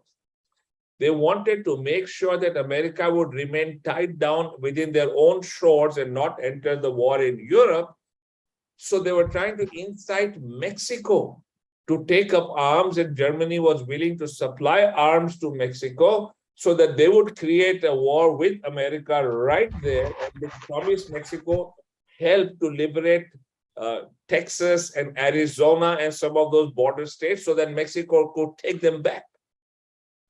And at that time, the German foreign minister was a gentleman by the name of Zimmermann. And Zimmermann sent a telegram to his ambassador in Washington, all in code, sent through technology. Technology was used to create the code, but British intelligence intercepted the telegram using their own technology. And they were able to decipher that telegram. And once they deciphered it, they informed the Americans of what Germany was about to do. And that was one of the big impetuses that America got to enter the war and change the course of history. And Germany was defeated. So you can see that technology, history, they are always blended into one, and geography. You should be curious about what was so special about Mexico that they were willing to go to war with America. There's geography there, there's history there, there is culture there.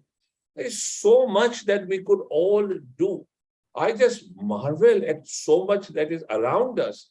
And remember, we are not always interested in all these great transnational things that happen at the global level. I remember asking undergraduates at a university in Gurgaon when they were talking about history and architecture and this and that, and talking about visiting some places outside India, Europe, and such places. And I said, have you been to any village in the Gurgaon region and seen what history there exists and what is the architecture that they have and what have they done innovatively? And they hadn't. So we sent teams. I said, go with humility. Don't go there in this supercilious way. And they came back with amazing discoveries within these village systems. They discovered some medicinal traditions that these villages had. They discovered how two villages that neighbor that university was set up by two brothers who had migrated a long time back from Rajasthan and settled here and set up these two separate villages. And then they also discovered some of the traditions in the village connected with knowledge, with architecture. They were amazed at some of the localized architecture that they saw in many of these villages. So remember, as I said, the world is a history, or the world is a university around us, and we must learn to approach it in that way with a seeing eye. Remember this, we adults will put you down, we'll put the children down. I remember this episode that I had heard from a brilliant speaker or who was very enlightened on education. I forget his name. I think his name was Campbell, where he mentions this really young kid, a girl, drawing a picture, and the art teacher asks her, what are you drawing? And she said, I'm drawing God. And the teacher says, but no one knows what God looks like. And the child says innocently, they will in a minute when I finish my drawing. And that's what creativity and not being self-conscious is all about. And if you retain that spirit for the rest of your lives, you will remain a child and be creative. And more importantly, enjoy life. Life ka ras lo. Enjoy life in a humble, creative way. I'm so happy to be a part of this enterprise. Thank you so much, Kavi. I'm here as a learner, but you forced me to speak. But thanks anyway. Thank you very much, Dinesh. I think you made some very interesting points. First of all, the children should be happy that being an adult is no great shake. So don't aspire to be an adult. Just be an intelligent person, whatever you do when you grow up. And one important point that Dineshji has made, I'll point to all of you, is that history is not something out there. It's something in your locality. It's something in the village near your house. It's there in your grandparents. It's there in your parents. There's amazing traditional folklore, which has been handed down without us realizing it's been done so. You get these fancy things abroad like turmeric latte, which is meant to be sort of some amazing elixir, right? Your grandmother gives it to you as haldi doodh, right? And what we do for your medical nuskas on a day-to-day basis and things like that, these are all evidence of history, which is just part of your everyday life, but you don't notice it. And I feel that we need to document these things also. In the interest of time, I shall quickly go across to. I just want to share one yes, quick thing. We have in our presence right now one of my inspirations as a student in IIT, and then again as a faculty when I came back, who has the sparkle of a child at this age, which is Professor Phatak. My God. I'm always amazed that look and that mischievousness and that inquisitiveness in his eyes when he speaks about anything. That's been a major inspiration. Look at his humility. Look at how humble he is. Thank you so much. जब मैं था तब हरि नहीं, अब हरि है जब मैं नहीं. No, I just wanted to point out two things. First of all, Dinesh Singh, thank you so much for reminding us of so many important things. I have taken copious notes. But I would just like to remind all our young people on two very, very important things which he stated. One is, don't be daunted by others. March to your own tune. It's extremely important to remember. There will be competition in life. Sometimes you will be ahead, sometimes you will be behind others. But that is inconsequential in the long run. What you do with yourself is what is most important. And I really like the word kayakalp, which applies to each one of us. I believe that we should have, regular kayakalp provisions in our own thinking, so that we rejuvenate ourselves regularly and come back to the original creativity that God had endowed us when we were children. Thank you so much, Professor Dinesh Singh. It has been a wonderful experience listening to you after a long time. And thank you, Kavi. I'll take your leave now. Thank you. Thank you very much, sir. आप सबके गुरु हैं. Thank you very much, sir. Professor Phatak is an amazing person, friend, mentor, manager, and character for that matter. But this is another story I won't go into now. We have Anita Rane Kothare here, who needs to run off to a convocation very soon. So I'd like her to just tell us what she had in her mind. But I'll say to you one thing: we should work on this project, right, for creating a national history archive with the help of children, because this exhibition has shown us that children have a lot. We have a lot to learn from them, and if we let them loose on all the national kind of sites and even the folklore which is there in their families with their grandparents and all that, if they can research that and we can bring that into a museum, we'll need history students for that. So maybe come to you for that. All your students can help us. Sure. Over to you, Anita. Thank you. Can I share the screen? We'll make it Please a little do. bit interesting. Thank you. Right. So,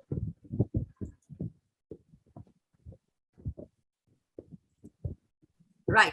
So how do you make history interesting? See, it's very boring over here to understand, read history, whatever teacher explains over here. So I thought maybe I'll make it a little bit more. Instead of listening to me, you can see what I'd like to show you all. And so here you have, you can say a person really has to study, do research. I think all the children over here had to do research, and it goes on and on. And then we come over here to this history, maybe of the prehistoric period, the modern period, the medieval period, and it's the world history, etc., etc. And I don't blame over here. Purposely, you can say, tumble it all over, because your mind gets tumbled here regarding all these things. When you have kings and queens and everything, and you go to learn it. Are there any methods of making history interesting? I'm going to teach. I would like to jump to that very, you can say, state over here.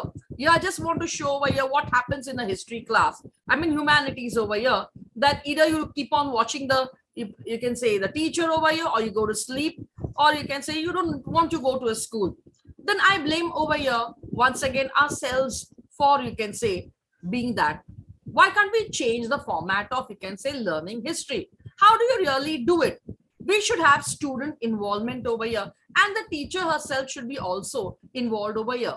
Let me tell you all how you can do it. Like, take for example, models.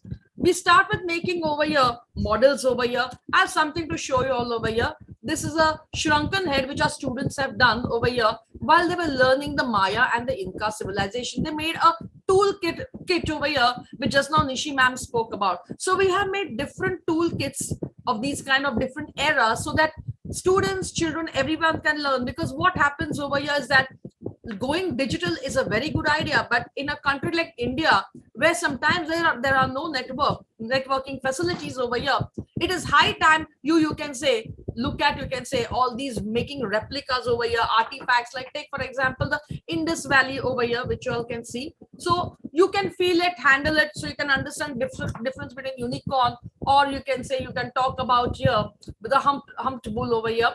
And now, for example, this unicorn which you all see over here, you can talk about the Siberian unicorn kind of animal also, show it on the screen over there, and so the child is able to understand what we are talking about. Or for that matter, when you're talking about tools here, when you look at tools, for example, you can have, you can say, the core rock from the tool which was made, or hammerheads over here. You can have pointers over here, so knives over here. Okay, you can talk about, you can say, small microliths over here. So the child gets to handle all these things. Now, for example, you can have even workshops. Now, on my left hand side over here, I kept one where you do dyeing. So you learn all the, you can say, arts which are dyeing. So the child understands over here technology also. He understands culture.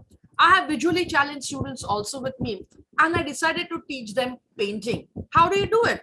Well, we are used to our only eyes watching things over here, but they have, you can say, much better skills by, you can say, the art of, you can say, smelling and hearing. So here we had colors which had a particular smell. And so we told them red has this smell, that smell. And with the help of the smell, they painted over here. And what I did was, even those children who were not visually challenged, they were blindfolded, and then they had to, you can say, make use of the colors and create the painting. So we had these kind of experiments done. Once again, you have lectures also. So you invite great lecturers. I have with me Urban Finkel, whom I called, right? Because Xavier's is a collection of fantastic Mesopotamian seals.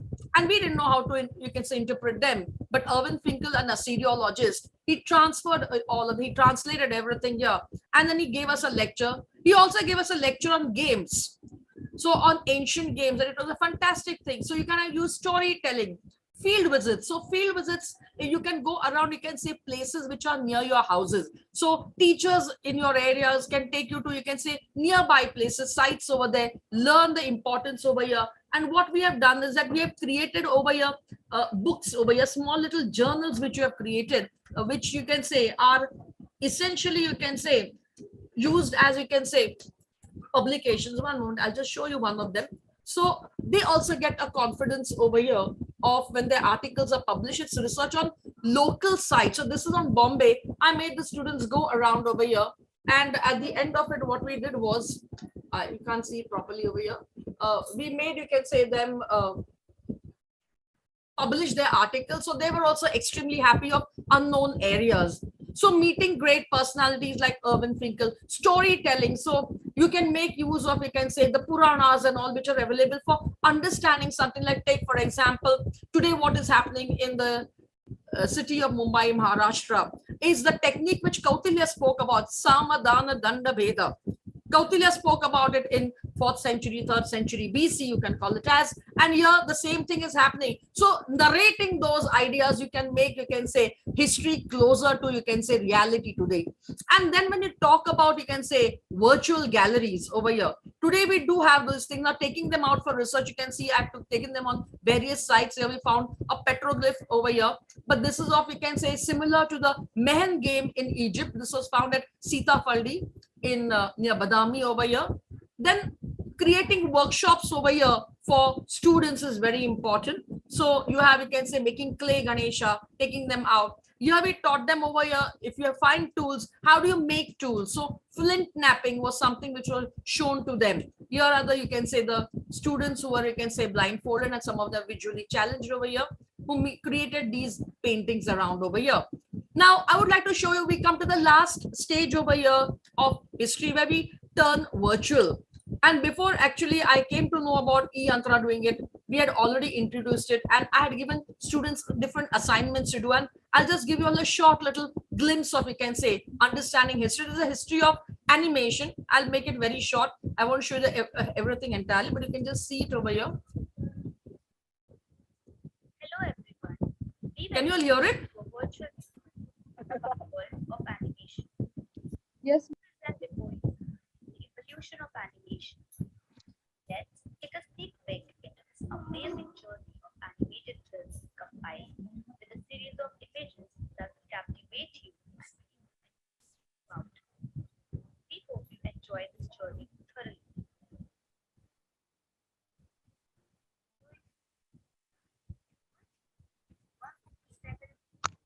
Kavi, I can post this to you later on so you can show it, but I had made students do an entire gallery of different topics.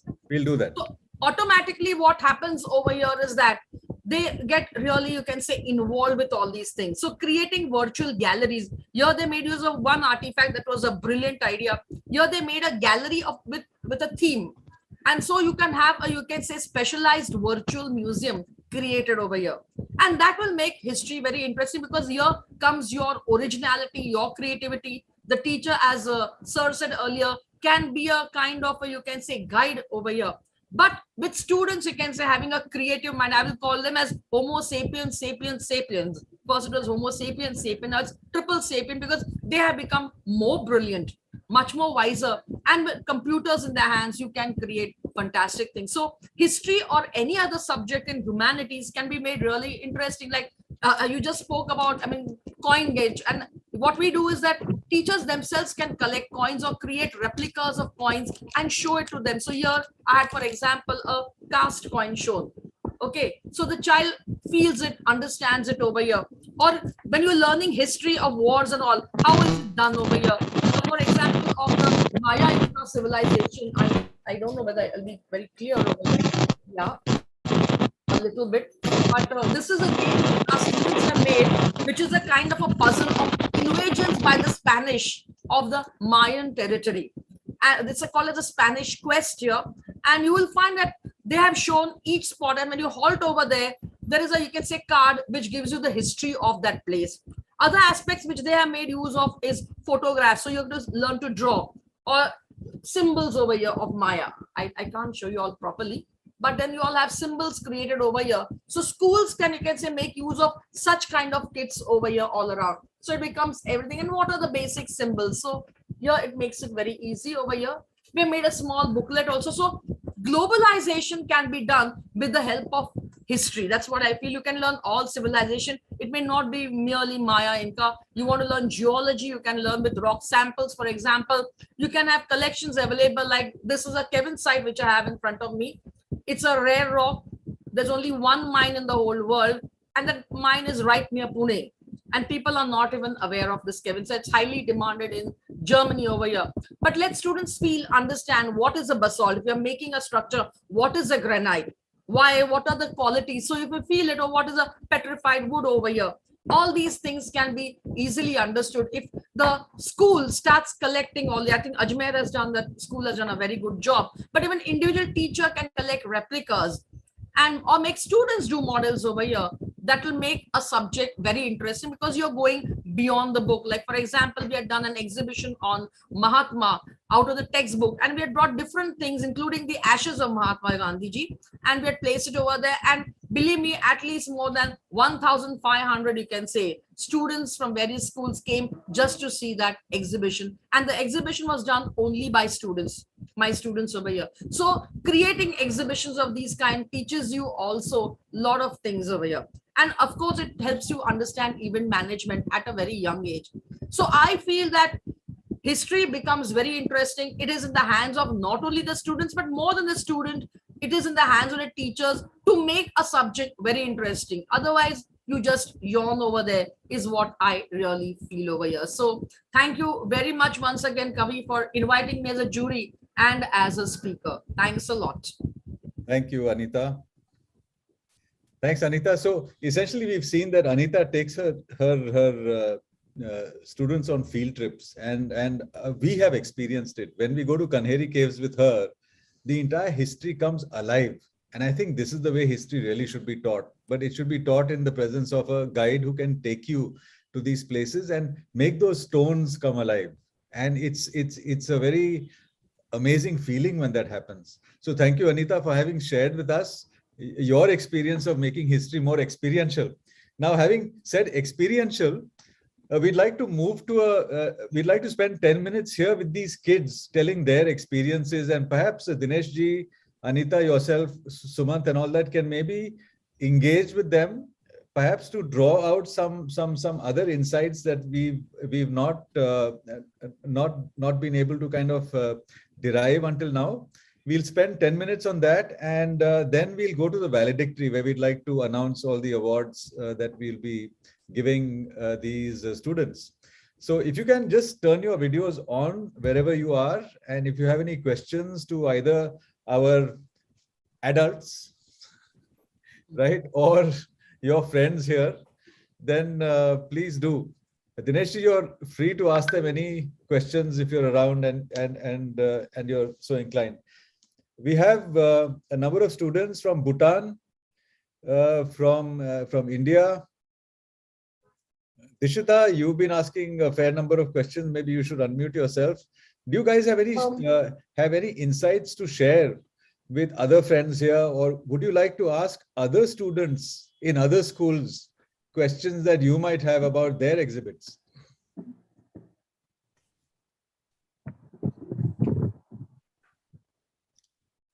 I would like Dishita, Dwarkesh, Darsh Lakhani, for instance, to give their impressions. Maybe Dikshita, we should start with you. What is your impression of the exhibition and this entire process that we put you through? What has been the effect on you? Let's put it that way. Tumko kya hua hai in 6 hafton mein? It's very new, that's for sure. And like at first I was definitely kind of scared almost, because it was way out of my comfort zone, but I did it, and now I want to do more. So basically it's been a process of change almost, because now I really just want to learn more about history and technology together. That is the biggest change I've seen in myself. Do you call yourself a science student in the making or a humanities student in the making? Science. Science, is it? Yes. Not because your parents say so? No, not because of that. Just because I, just like nature and plants and stuff. So I'm just gonna go into forestry. So I'm a science student. Interesting. Yes. So we'll be expecting to hear more from you. We'd like to hear from Darsh. So what I think is in these past 6 to 8 weeks, I have gone through a change which I might have not been able to go through in about the next 5 years. It changed my perspective, as I had also said earlier, that I'm seeing history and technology in different ways now. I'm seeing them together, working the past and the future together for our present and our upcoming future for the next generations. Maybe like today, if we are using these to showcase different monuments and different artifacts from the past, we can actually use photogrammetry to have some artifacts and monuments which are on the verge of extinction or on the verge of eroding, and we can preserve and save them in this form of theirs right now, currently, so that people in the future, when that artifact or that monument is not available anymore, they can actually look at these 3D images and renderings of them in perfect form, and they can actually realize from 50 or 100 years from now that this is how it actually looked like. Like, we are not sure if the Taj Mahal will remain as white as it is today. So why not preserve it and conserve it as it is, so that future generations who might not be able to see the real beauty of Taj Mahal will be able to see it properly. So some creative ideas are coming to my mind after attending this project, and it's really triggered my curiosity throughout. So Darsh, I think you're a person after Suman's heart, because if we were to float this crowdsourced museum, national museum project, would youngsters like yourself be interested in being contributors? Definitely. And as Sumant also mentioned, you can not only preserve what is there, but you can understand what was there, because you can take cues from the rest of the idols and sculptures and imagery around and recreate what the original might have been. Sumant, maybe you'd like to just say a little bit, because this is your pet topic, isn't it? Restoration. You're muted. I've got many pet topics, but yes, this is one of them. Yeah, so in the digital realm, you can actually do preservation, okay, or conservation. That means the status is sort of frozen in the digital world, at least at that time. Then you can do restoration. So that means you see a little bit of problems, you can improve it. It's broken up, you can put it together, pieces and stuff like that. And then you can also go one step ahead and you can do reconstruction. That means create parts that are now missing with research from what was there. And you can, for example, there might be some parts which you don't know what was there, but you can, by doing good research, you can actually re-visualize what was there and recreate. So you never know that this is what it was, but this is what it could have been, and in a sense make this available to people, what was once lost. So in that sense, reclaiming what could have been based on good amount of research that you have done. So there's a high likelihood that this is perhaps decently in the realm of what was there before. So for example, in Ajanta, there are parts of paintings that have been destroyed, lost, and that this painting is narrating this particular Jataka story. Okay. So based on that, knowing the story, knowing how the paintings are done, there's a possibility to again create an entire complete painting by filling those missing parts, and in a sense make that entire narrative available to people the way it was when it was painted. So this is a whole thing where the digital world allows us to do all that. And in the digital world, I can see how it is now, how it is when it is restored, how it is when it was reconstructed, how it is when it was revisualized. So all these are available to us in one place. So that's a phenomenal learning and being associated with any artifact for anyone. So increases the way you connect and understand the heritage that you have.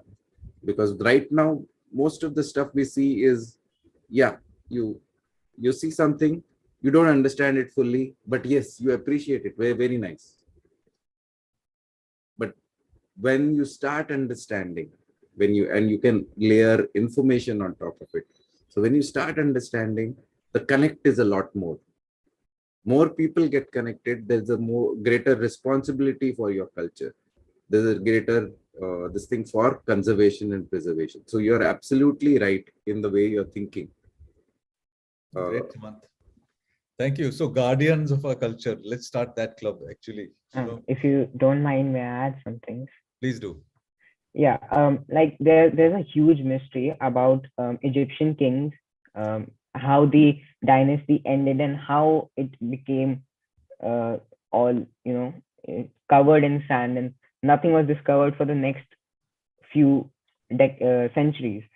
And what if you see the Great Pyramid of Giza and all these artifacts and monuments and those tombs which we found in there, and they all look so beautiful. What if these were all preserved digitally during that time? Because we don't realize it, but there's been a lot of changes, natural changes that these pyramids went through, and now they are not in the shape and in the color which they might have been during the time they were built. So in the same way, in our present times, we see, let's talk about one of the latest architecture, Statue of Unity. That's the tallest statue in the world.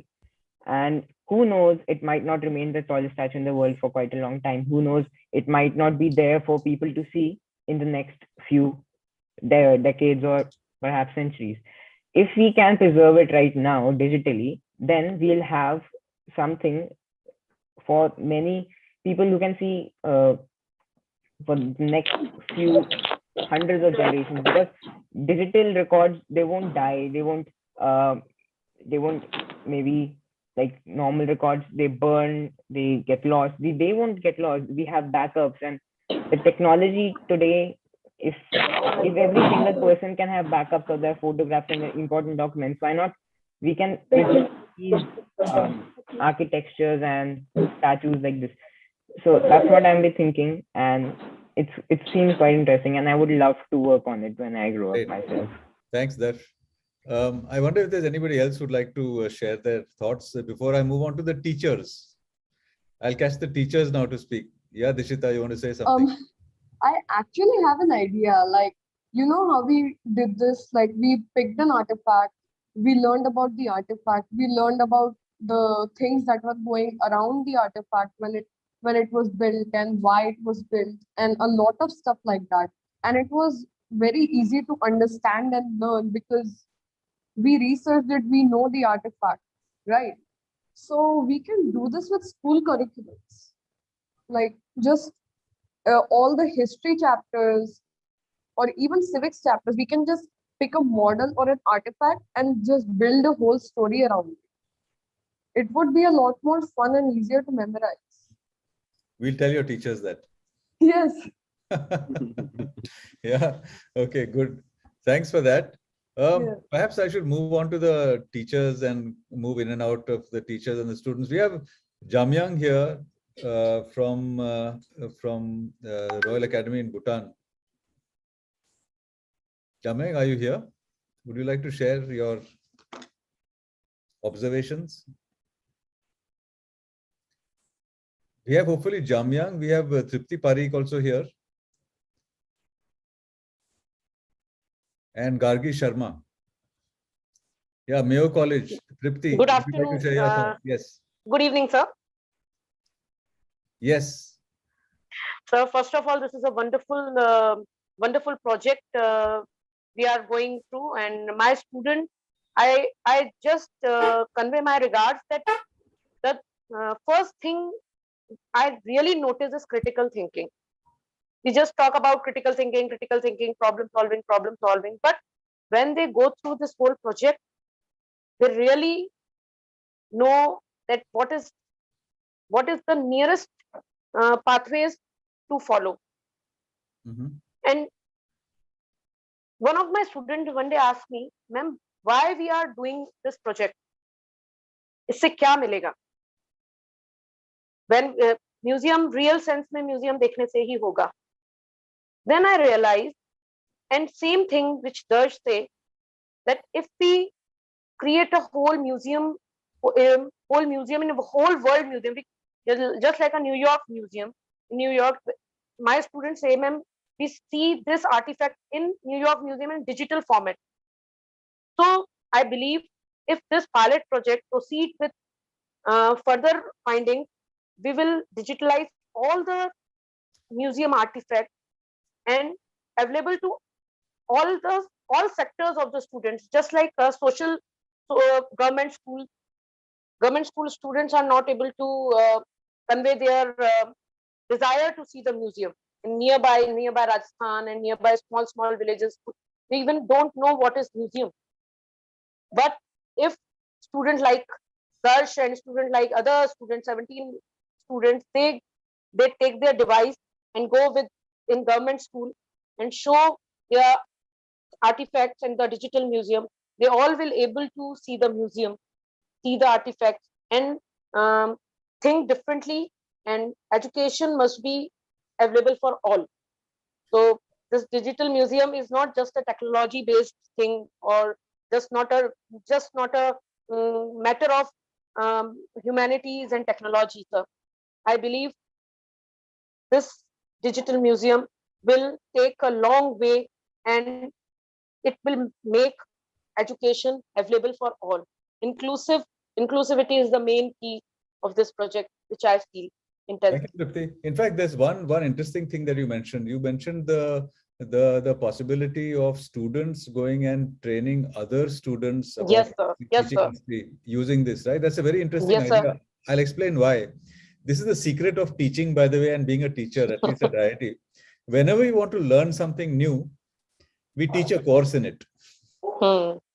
Right? We find that in the teaching of that material, we begin to learn it and contact it much better than we would otherwise have. So Yes, if the older students train the junior students in history, you might find that both will learn a lot. So this is an interesting insight. Thank you for that. Thank you so much, sir. So I wonder if we have Gargi here. Gargi, Hello, aapke sir. impressions batayega. Yeah, sure, sir. First of all, I would like to appreciate the efforts of IIT Bombay team. They are on their toes for all the students, all the staff, okay, all the teachers. Where we are having any doubt, we just call them and they immediately gives us the responses and answers. So first of all, thank you and appreciate. I literally appreciate them. Second thing is, nowadays CBSE is talking a lot of art integration activities, artificial intelligence, and all the things. So this, I feel that this is a big tool in the hand of teachers, where we can use these tool to teach our student in an interesting way, as well as what Tripti ma'am has said, that this is where that these students can teach the other students. So in this way, they will get more clarity, and definitely the new next time we'll be having more participation. We'll be having a very tough competition, and that's what I am expecting, sir. Okay, thank you very much for that. We'd like to just take one final observation or whatever before we move on to the valedictory. Anybody else would like? We've not had anybody from Bhutan speak to us. Come on, Bhutan, Royal Academy. We have Kunzang and Rashmika. We have a number of others. Would you like to share your own experiences with the competition? Is Jamyang there, for instance? Hello. Am I audible? Yes, you are, but you are not visible. Would you put your video on? We just came. Oh, we just came after a long travel, so I look quite restless. Yeah, what would you like to say? I would like to say that my experience in this program was quite good, but very packed because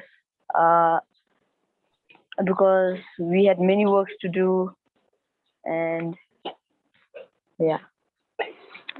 Yeah, we do realize that you had to go off on field trips and all that in the middle, and you had vacations and things like that. So it was a real challenge. So this is something that we'll have to kind of sort out as we go along, right? So maybe we'll open up for a few more questions at the end. I'd like to ask Karen and Gargi, do you want to do a Menti poll before we go, or should we go directly to the valedictory? So I'll ask Burgess, my colleague here, to unmute himself. Hi everyone. Hi. So do we do the Menti poll here with the ladies in the lab before we start? I think we'll continue with the valedictory. Let's do that. Over to you, Burgess. I'm just sharing my screen.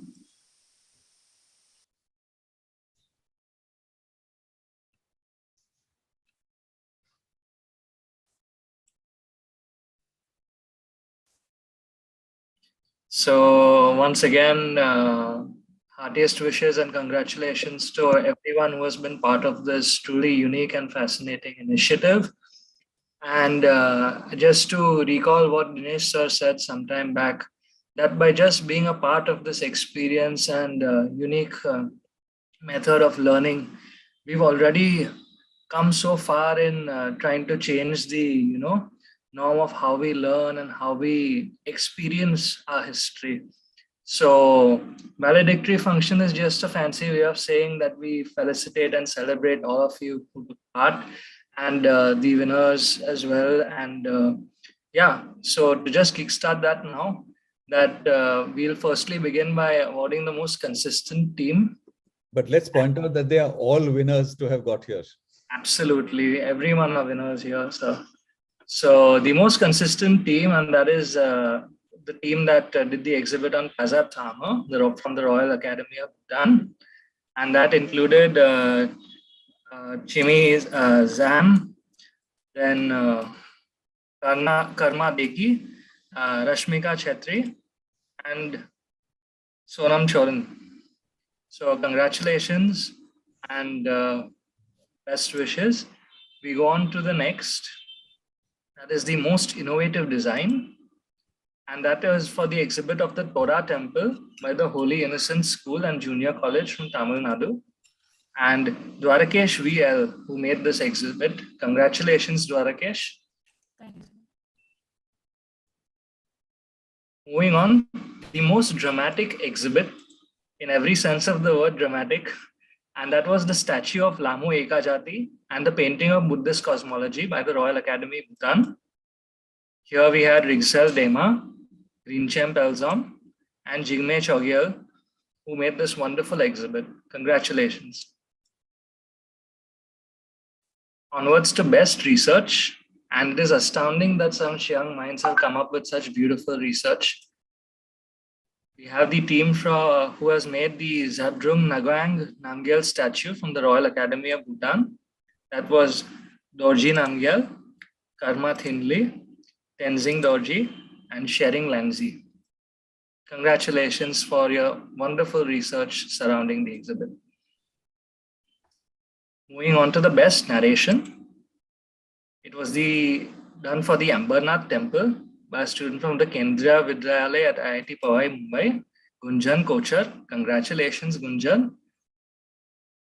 And moving on from there, the best storytelling. And storytelling has become quite the art form of the 21st century. And it's being used across all sectors and all fields, domains and disciplines as a wonderful way to communicate now. And age is clearly no barrier in the art of storytelling. And over here, it is for the exhibit of the Jain Chatustika. And this was done through the Ramakrishna Vidya Mandir CBSE School, Gwalior. Dishita Srivastava. Congratulations, Dishita. The most dramatic video, and again, dramatic in every sense of the word, that was for the Narasimha statue and by the Mayo College, Ajmer, Rajasthan, where we have Abhiya Piplani, Manvik Sai, and Viraj Saran. Congratulations, team, on making the most dramatic video.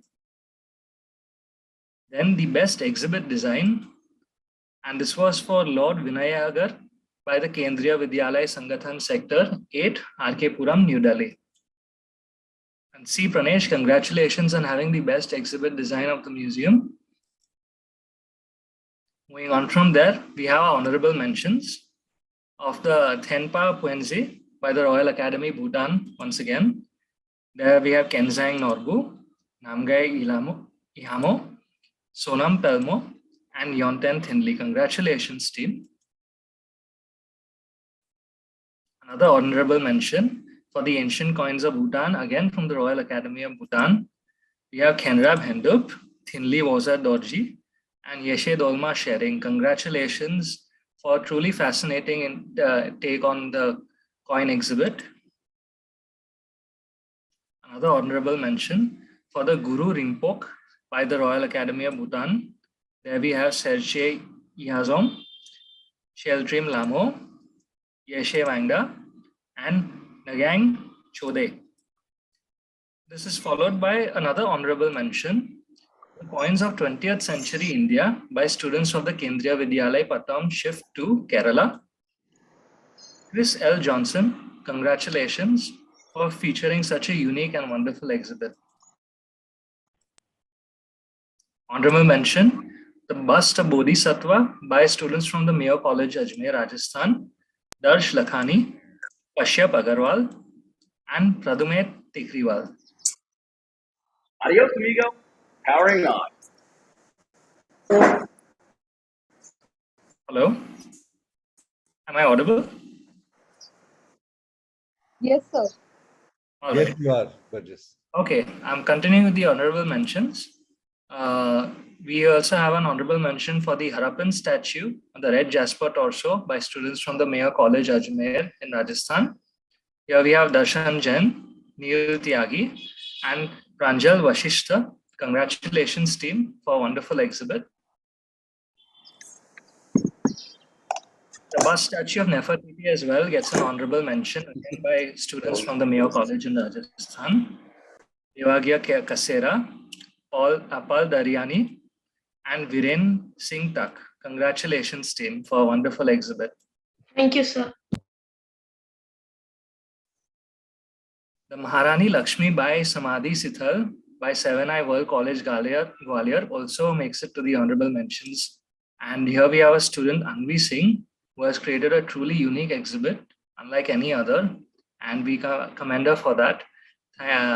Thank you so much, Anvi, for a wonderful exhibit. The Buddha statue of Mathura also as well by students from Mayo College again. Suhan Modi, Arav Jain, and Dhairyesh Patwari. Congratulations. We offer a special thanks to Jamyang Thinley from the Royal Academy of Bhutan, Ranjana Phatak from the Sindhya Kanya Vidyalaya Gwalior, Tripti Parikh from the Mayo College Ajmer, as well as Gargi Sharma from the 7i World School Gwalior. And once again, congratulations to one and all. You all are winners here today. And thank you so much for being with us.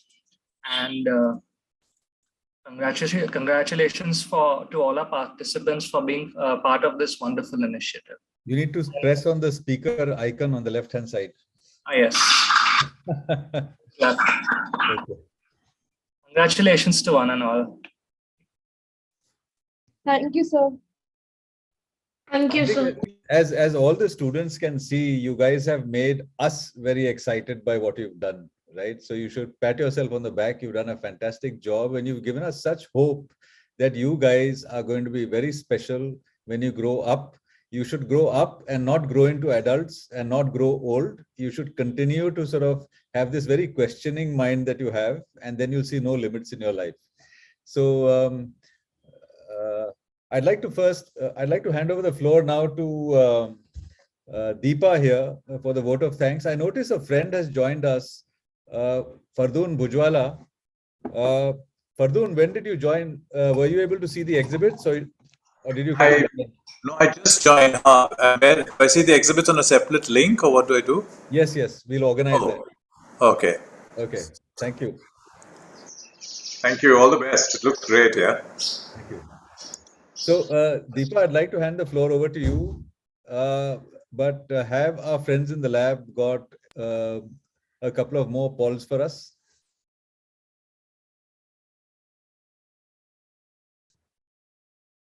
Okay, thank you, sir. So I'll ask Gargi if, Gargi, is there any polls, mental polls? Okay, so sir, we'll move on to vote of thanks. Please do. Yeah, so thank you, sir. Thank you very much. And it was overall like a very good experience when we were hearing everybody. So for the first time in the history of e-Yantra competition, we have touched upon history and humanities. The entire journey of this competition was a learning experience for all of us. Deepa, we'd like to see you also. Okay.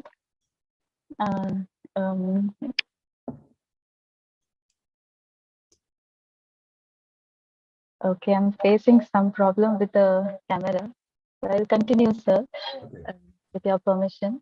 Yeah, so maybe the team can leave their cameras on so you can see who else is behind the scenes. We have Madhu Shravan Murli, who's our in-house designer. We have Karen here on the left and Gargi on the right. Karen is a bachelor's in ancient Indian culture and Gargi is a master's and an aspiring IAS officer.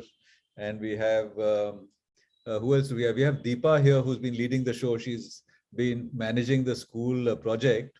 And we have Burgess, right, who's been talking to you just a moment ago. And we have Maria Cardoz here, who's helping us with PR and research and stuff like that. So yes, Deepa, over to you.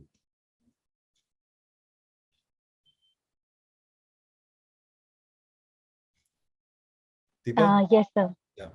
Yeah. So thank you, sir.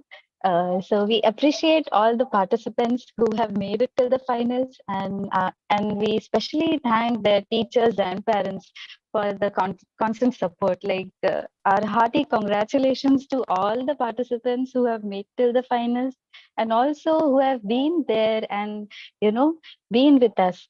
So also we thank our jury members, Professor Sumant Rao, Professor Anita Rane ma'am, and Nishi ma'am, for your precious time and valuable impressions.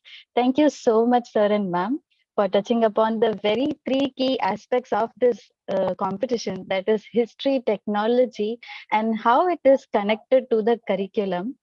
So your engagement with the students have definitely stipulated and inspired bright minds in them.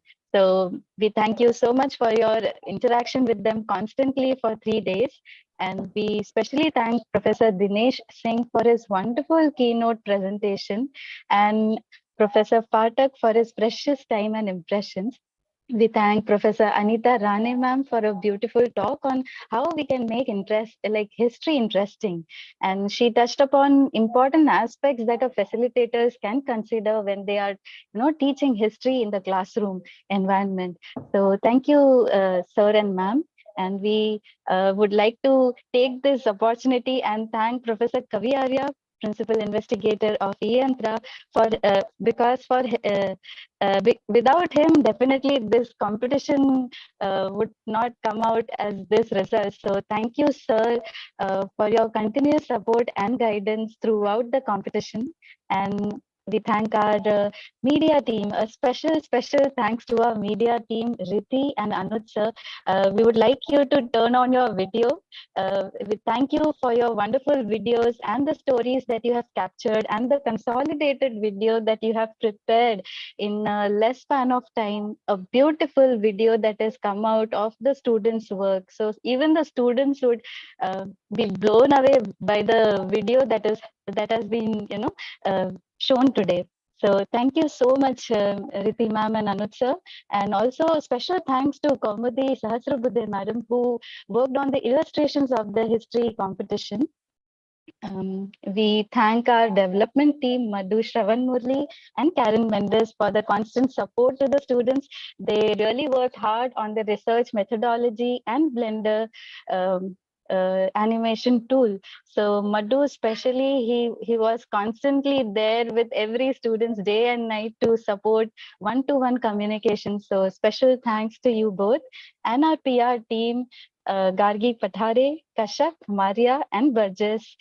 We thank the entire e-Yantra team for the support, and we thank the Ministry of Education for supporting e-Yantra and IIT Bombay for hosting our project. We thank you all once again, the students, parents, teachers, and friends, and all who have come here and joined us. Thank you all. Thank you so much. Now over to you, Kavi sir. And we thank the Lord for his grace, for having brought us to this point of being able to have this communion with everybody here. And Sumant, this has been a kind of discovery that we found a champion within IIT who'd like to work with us, and we'll do all that we can to kind of make your life and our life more exciting. Nishiji is there in Gwalior. I think it's time we came to Gwalior and kind of and acquainted ourselves with the schools who've participated there. So all in all, it's been a very inspiring experience, having touched base with everybody. It has given us a direction to go in now in the future, and I think there's so much to do for creating this sense of communion between students across the country, to explore what it means to have national treasures, to rediscover their culture and see what is inside them, because they are also walking museums, as Sumant had said, or Dinesh had said, that we are an epitome of our history and our past. We are not just individual little explosions or whatever it is. There's a lot which has come inside us without our knowing it, and is there in our parents and grandparents and elders and so on. And I can see that there's a need not only to capture history which is outside there, tangible history, but there's a need to capture those folk practices and traditions which exist in every family, right? Which are actually also our legacy, which nobody thinks of as legacy. They just take it for granted as practices or medicinal practices or behavioral practices. We should speak to the elders and actually document these things also and share it. Something interesting is bound to come out of that. Apart from all, I think this has been a great occasion, and thank you all for having made it happen. The youngsters have been fantastic. You give us hope, and I believe that if the country is going to be in good hands, this is the reason, right? So a big hand to all of you, pat on the back, and trust me, you guys are special, all of you, and I think that you should be expecting only the greatest things. And as Professor Dinesh Singh said, you must spend time to explore lots and lots of activities and to discover what inspires you from inside, because then things are going to become much more interesting and fun for all of you. Life's journey will be very interesting. Sumant, I can't help giving you a last word before we close here. I think I had a lot of words in the middle, but let's just see where this goes. And I'm hoping that whatever that I can see as the potential, we will be able to achieve that in the future, right from the top in our country, that is affecting the policy, education policy, to the bottom, where we are getting in touch with the most rural kids and giving them an access to the wonderful culture of our entire country and our neighboring countries also. Yes. Thank you. So this is a start, actually. This is a start.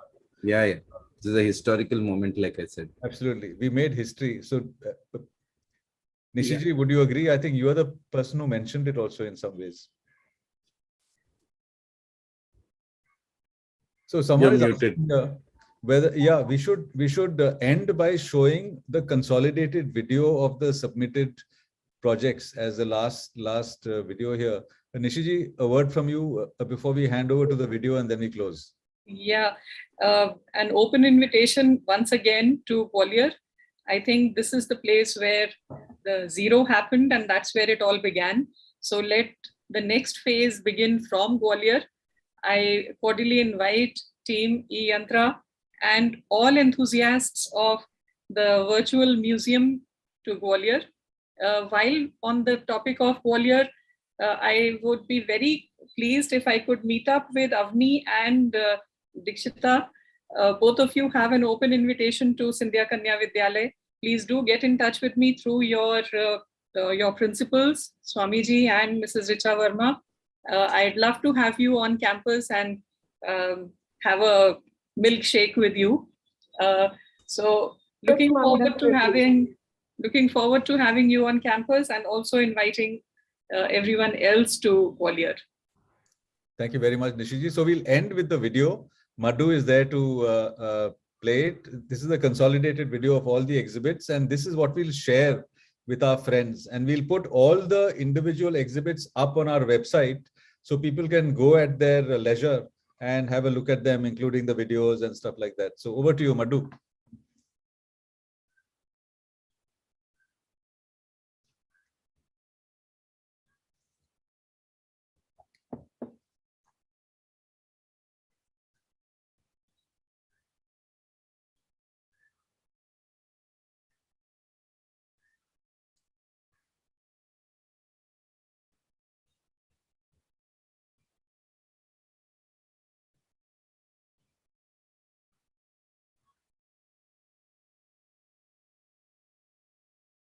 Madhu, is this the one with the music?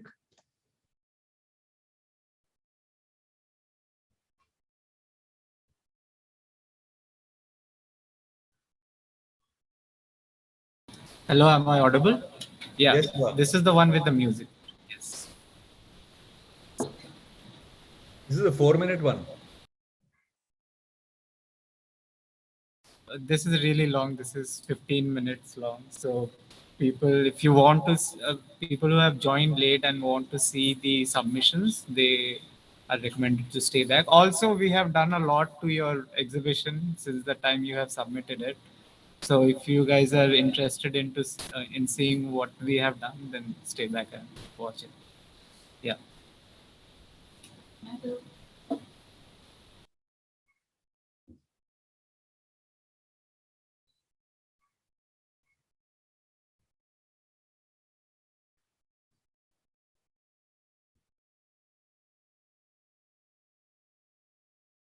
So Deepa is sharing from her side. Yeah, so maybe what we'll do, Madhu, is that we'll close the ceremony for today. And after that, we have it open to others who want to watch the rest of the video. Yes. Tripti wants to say something from Mayo, I think.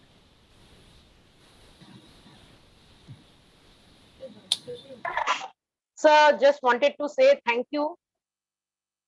From behalf of Mayo College, just wanted to say thank you for this project and this initiative, and hope I will send references when my student teach other students this skill, and we will create more artifacts from our own museum and create virtual museum with ourselves with more students from class grade 7, 8, 9, 10, and I will share more things to you and more videos to you. Thank you. Thank you so much. Thank you. Thank you. So what I'll do is that I will end the session now. It's been very, very satisfying. So I would like to say good night and God bless, and permit those who need to leave to leave. But for those who've not seen the exhibits, right, Madhu will play a video, which is a summary of all the exhibits. And the students can also see how their exhibits have been put into our virtual museum. And also friends like Fardoon, who came late and didn't see the exhibits, they can have a look at what the students have done totally on their own. Thank you. They have learned history by taking an artifact, modeling it in 3D, and making a 3D exhibit out of it and telling a story about it, which they map to their curriculum. And they also tell what is going on in the rest of the world around it. And there's actually more than what's in this video because they made their own videos. But I'll give the floor here to Madhu, and at least we'll